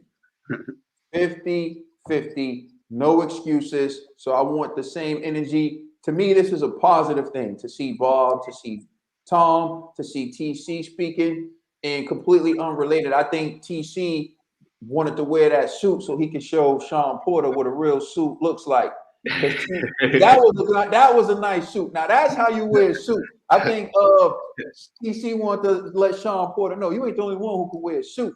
And while you're at it, let me show you what a real suit looks like. So I look forward to the fight. I think it's going to be what's up. Hopefully this is a step in the right direction to make the bigger fights. Triller Dollar Biller. That's going to be my new name. I like that. Yeah. So actually, before we go to the last topic, a number of people have brought up our thoughts on the undercard, because we didn't talk about Helenius, we didn't talk about Berlinga, and we didn't talk about the J-Rock fight. Sum those up. Yeah, let's just, y'all want to just All right, go ahead, Trill. Summarize what you got for the undercard. All right, this is how I look at it. With the everybody was talking about, they wanted the poor kid Edgar Berlinga, you know, how he got dropped, you know, or he, you know, it's the same thing that happened in practice. You know, when he was practicing, you know, him, you know, getting hit with a counter shot. I just think it's young and nerves and trying to do so much. He's still young. He's still learning. I don't think anybody should take so much off of that. You know, everybody calling him a hype job. He won the fight. He won the fight. He won the fight, and he won every round except for that round where he got put on his butt when he was doing too much. He was going in with his hands down. It was a learning experience. That's what happened. J-Rock. J-Rock is, I actually had it. I was scored it a draw. But if they said they was going to give it to Martinez, I wouldn't have been mad. You know, it's like J-Rock forgot who he is as a fighter. And that just happens to be my problem with J-Rock. I think, you know, he got one good knock stoppage and he started thinking that he was a knockout artist, you know, and that's what I feel for him. And Adam Kalinowski, I was wrong. I was totally wrong. Robert Helenius is his Vernon Forrest. You know what I'm saying? He is his Vernon Forrest, you know. Not only does he got his number, I just think that maybe Robert Helenius just became good as the ages go. He always been good. He just lost to guys who had better nights. But it just showed that he would not be denied. He showed strong. He's shown that he was even stronger. You know what I'm saying? Than the last fight. You know, so I want to see him in there with one of these other guys. It's time to put Robert Helenius's name, you know, in there with all these other, because he's proven that, you know, he's getting better with age, and he does have some impressive wins on his record. Made me go back and really pay attention to Robert Helenius, and I gotta put some respect. He's the guy who's just getting better. You know, it could just be that guy learning on the job. Shout out to the Viking. I want to see him in there with one of the top guys. G. Oh, my bad. This carbon killed me. But yeah. Again, the car was action packed. J-Rock, I have a lot of respect for J-Rock. You know, I like what he stands for. I like how he's a businessman, how he has several properties. You know, so I like to see like fighters do great things outside the ring. But inside that ring, I just didn't understand why. Like, to me, he's essentially like a pure boxer, but he tried to be a brawler with Homeboy. It just didn't make sense. Although I still thought he won the fight. He made it too close for me. You know, like he hit what's the dude's name, Hernandez, with clear shots. You know, like he was doing great, and then he decides to go into the pocket and exchange with homie, and started allowing, you know, the guy to actually come back on certain rounds. So hopefully J-Rock realizes who he is in the ring and sticks to the game plan. Berlanga, like, man, listen, I don't want to call him a hype job, right? I think he's young. He's a prospect. Like, I think we should allow prospects to make mistakes. It's kind of like when people were talking about Jake Paul. I'm like, yo, like, what y'all want from these guys, man? They still young in their career. And I hear you all that. You're like, yo, he's the same age as what's this one called? David Benavidez. But David Benavidez started boxing real young. You see what I'm saying? Like, so I don't know if that's a safe comparison. But that Berlanga, hey man, listen, I honestly thought I was talking trash. Like, I was like, yo, we eating Argentinian flank steak. And then I was like, oh snap, guess we eating rosca pollo. You know what I'm saying? So it was crazy, but nonetheless, he still pulled off the victory. But I think it's a great learning lesson for him, man. It's like it's still in the beginning of his career, but I think he has to slow down with that Canelo talk. Like, bro, you're not ready for Canelo. So I think right now, stay humble, learn your craft, get better, and then call out Canelo when he's on his way out, so he can pass the torch if you make it that far, right? Now, Helenius and Kaunaki, hey man, you know, that was my only prediction I got right, so I'll take it.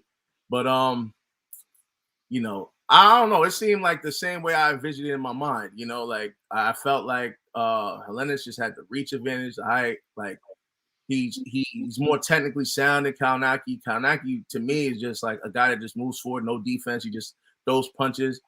And like the first fight, man, it was bad for him, but this one was worse. And then he started getting dirty when his eye was closed. He was like, you know, I'm just doing, you know, nut shots. And, you know, you heard my man Helenius screaming in the ring. You know what I mean? I'm like, he won the victory, but probably lost some kids, you know, in the process. So, but it was cool, man. Honestly, I'm telling you, man, salute to Top Rank and PBC for putting that together. I was highly entertained from the first fight to the last fight.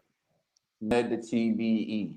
I didn't get to catch the Berlanga or the J-Rock fight, but the Helenius, it seems like Helenius is living in it's obvious Helenius is living in Kaunaki's head rent free, because you know they both showed up to the fight looking like each other. I didn't know who was who till like they showed the short. You know, but for me, it feels like Kaunaki just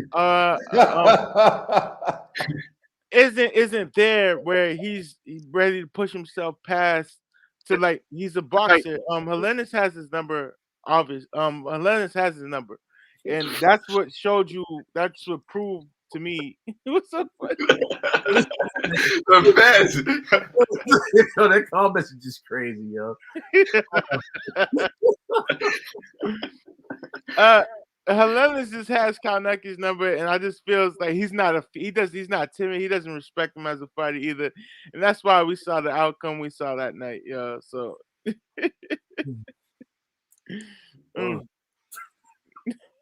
That's it, Ned? Yeah, that's it, man. All right, I'll start with Julian J. Rock Williams. I feel like J. Rock Williams needs to utilize his boxing skills and not engage in exchanges. I think some of the slick boxers today have the tendency to want to brawl and bang more on the inside than the slick boxers of yesteryear, who realized that that's when they were in great risk of giving a guy who has no chance of beating them in a boxing match a chance to score. So they either held or moved out of the way.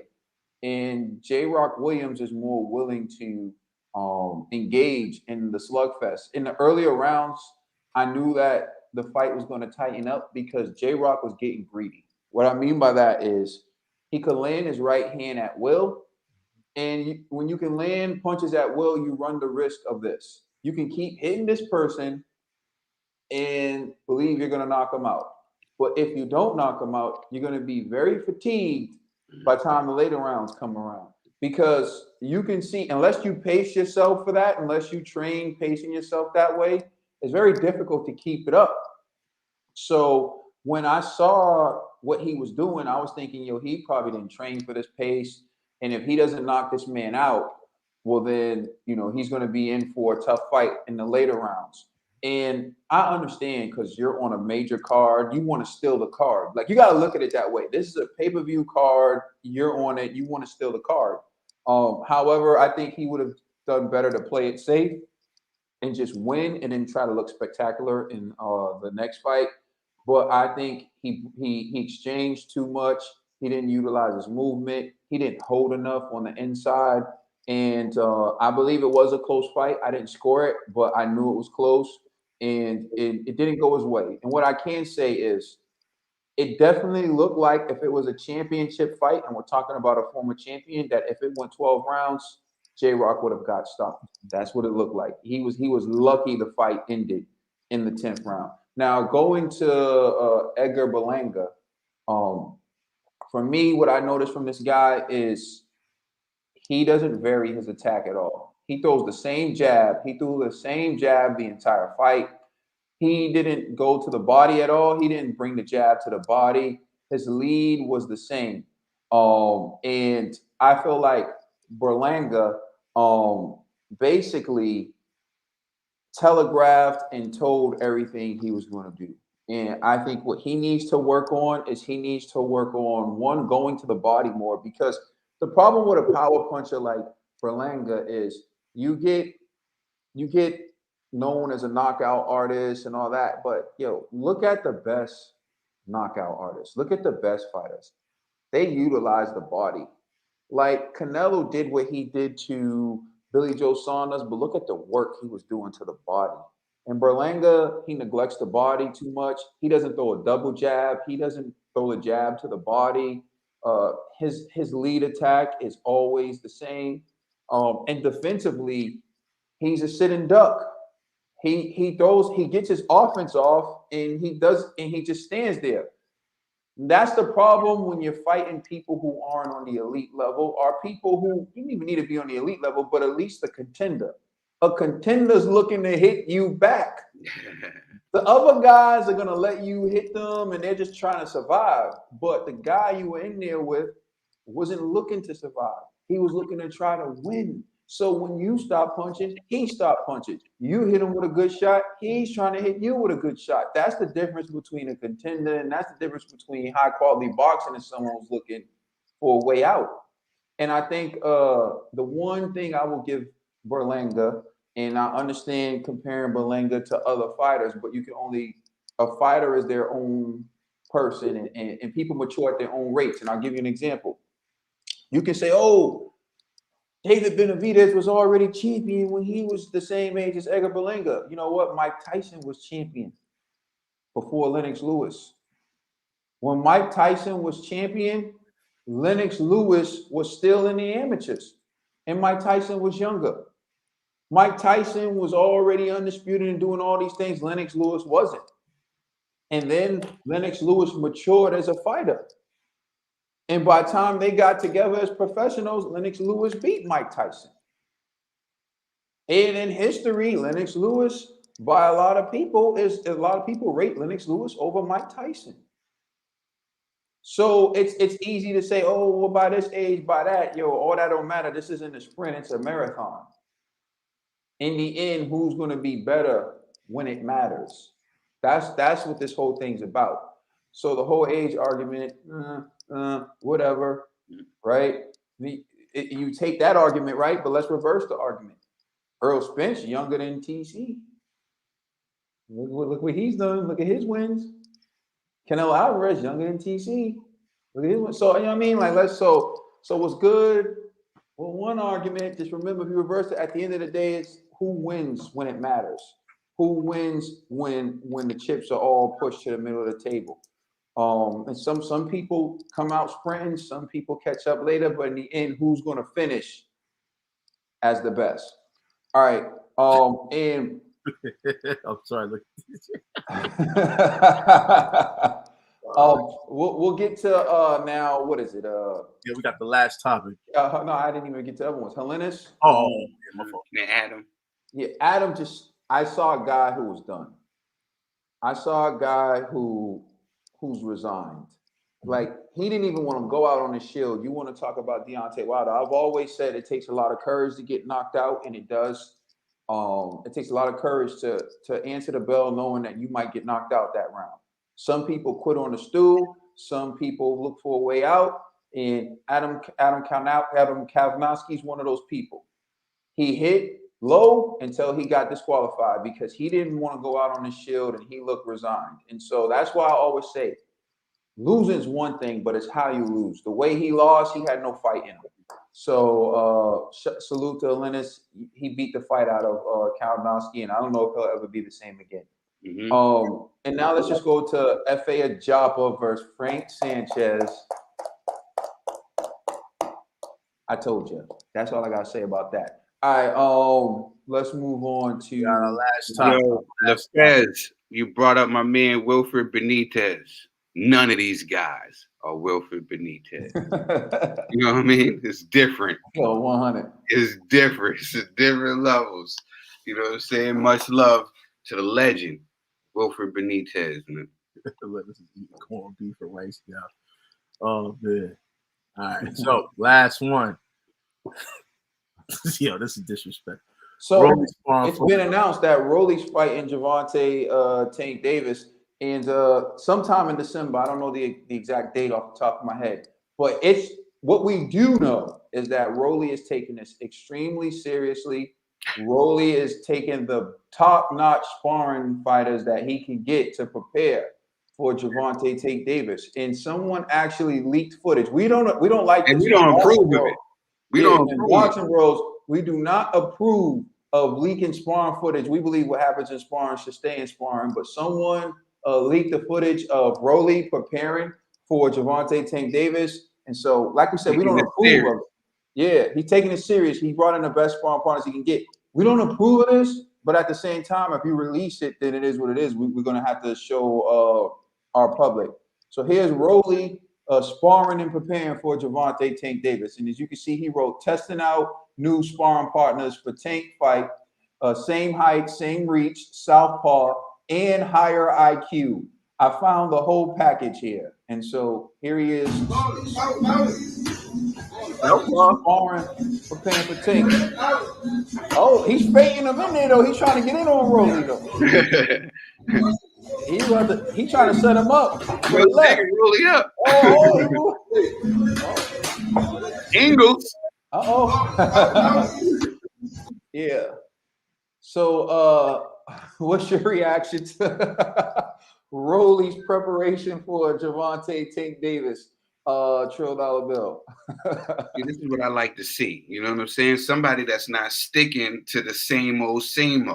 You know, he went out there to get somebody to emulate a Tank, and he's doing what he got to do. He's doing the best he could. That's what I like to see, a person putting their best foot forward. You know what I'm saying? He could have went in there with anybody else.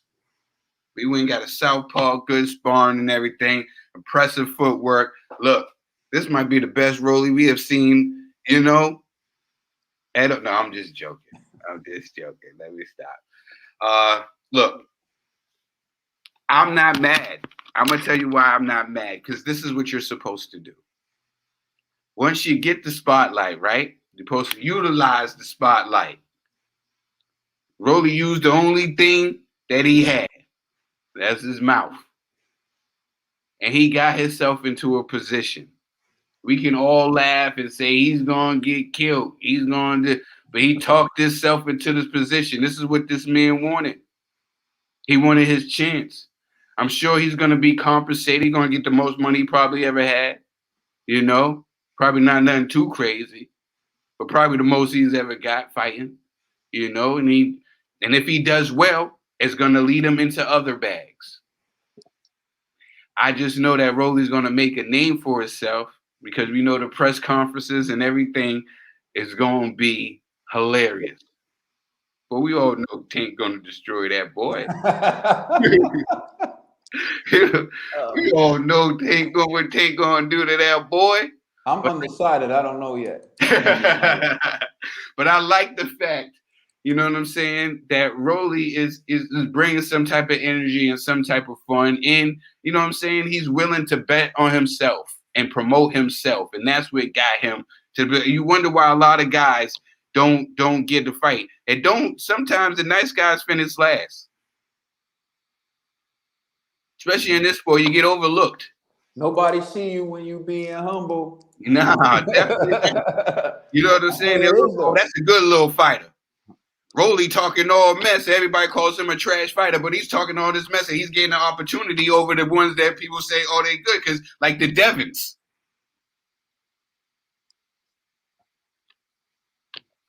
I don't know. But hey, I'm not mad at Rolly. I'm not mad at Rolly. You know what I'm saying? What they say in Players Club, sometimes you gotta use what you got to get what you want. You know what I'm saying? So don't be coming on Boxing Bros with those quotes. But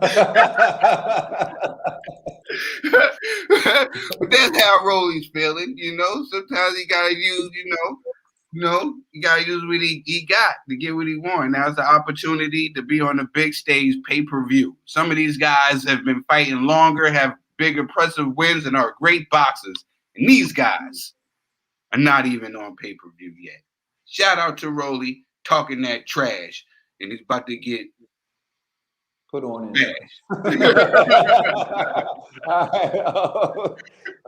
Turn it over to Conspiracy.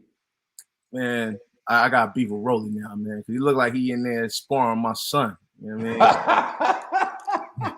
I ain't like that. You know what I mean? Yeah, at least holler at the dad to get permission. You feel me? Rolly, man, he's an entertainer. So Rolly, as weird as he is, he does have the gift of gab, and is going to be entertaining to help sell this fight, because everyone knows this is a circus. But as long as you can entertain the people will tune in. So, hey, man, I give him that. You know, it's kind of disrespectful, but it is still funny. So, I was gonna watch I'm gonna watch the fight regardless, but hopefully, this attracts the casuals. ITBE. Clearly, it shows us Rolly's not taking this fight serious. When he should, because we don't want to hear no excuses like, yo, my sparring partner was 6 months old. When Tank knock you out. I'd be like, yo, how dare you have a sparring partner like using Ned's older brother? You know what I'm saying? It's kind of watch your mouth. Rolly, I just gotta tell you, take this fight serious, man, because it's no fun in games when you getting hit with them uppercuts and hugs from Tank, man. Tank's a vicious animal, man. And Rolly, I love you, you're a funny guy, but hey, yo, the fight's 2 months away now, man. 2.5 months away. Look, I think what Rolly's doing, he needs to keep this up. He needs to do a lot more of this. He needs to sell the fight. But, a lot of people who are turned off by Rolly are going to tune in to watch the fight. The thing about being a superstar is, do you elicit a reaction from people?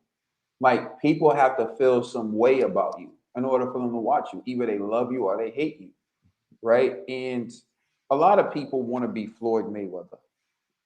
I hear like Floyd Mayweather get blamed for a lot of things, but people who say that, I don't know when they started watching the sport or when they started watching Floyd. Because if you watch Floyd in the beginning, he was very humble, very respectful, very light spoken, like soft spoken. He would, he would get bullied in the interviews after the fight. Like, imagine that. Like, go pull it up. Floyd would really get like bullied. Why are you crying after this fight? Yeah. Yeah. You said he was no good or whatever. You would just see like Floyd would get bullied in the interviews, and Floyd would be like, I would like to fight Shane Mosley. I like to fight Oscar De La Hoya. Those are good fights. Those are fights I would like. That would be the way he was. And he would never get none of them fights. It wasn't until he started throwing money and started doing all this stuff where people started paying attention to him. Because it's like, oh, they don't like Floyd, so they want to see Floyd get beat up. So that's when they started tuning in. But the thing is, right, as long as people feel a way about you, then they're going to watch you. They even want to watch you win or they want to watch you lose. Yeah, Larry's the one. That's why when Floyd finally flipped on Larry, people are like, oh, Floyd was wrong for that. When Larry was like, if I was 50 years younger, you still get beat up. Yeah. Like, you're talking to Floyd, dog. This dude, 50 years younger would have done you no good. You can be whatever age you want, you wasn't going to do anything. But the point is, Floyd had taken years of abuse from this dude, so he just finally started snapping. But you know what they say? The person who retaliates is the one who looks the worst. But anyway, getting back to it, Rolly makes the public feel some way. Either you like Rolly or you hate Rolly, which I think the overwhelming temperature is people hate Rolly. So they want to see Rolly get beat up. So Rolly needs to be super villain. You just want to sell as many pay-per-views as you can. You want to sell as many pay-per-views as you can. So just keep doing it, keep playing it up. And you know what? No one can say anything to you, because if you lose, hey man, that's to be expected. You talked yourself in, you capped yourself into a big fight. Devin wanted this fight. I think Ryan Garcia wanted this fight. Floyd's like, Tank's my guy, so Tank got it. And now Tank got this fight. So if you're Rolly, keep giving the people what they want. Keep being funny on social media. Keep talking. The people, you're not going to win over the crowd now, not over Tank anyway. If you get knocked out, you're going to become a meme anyway. So you might as well just do all you can to sell this fight, cash out. But if you win, though, that'll be interesting. That'll be interesting overnight. Yeah. All right, man. So, gentlemen, that's it. That's all the topic, man. Thank y'all for rocking with us, man. Let us know how y'all feel in the comment section. Please like and subscribe. Check us out on Instagram and Twitter. And please check out our podcast on all major streaming services. You know what it is. I'm the Commissioner Trill Dollar Bill. That's the TBE. That's No Conspiracy. That's my brother Caden. You know who we are. We are the Boxing Bros. And you know we appreciate y'all for rocking with us always. Yes, sir.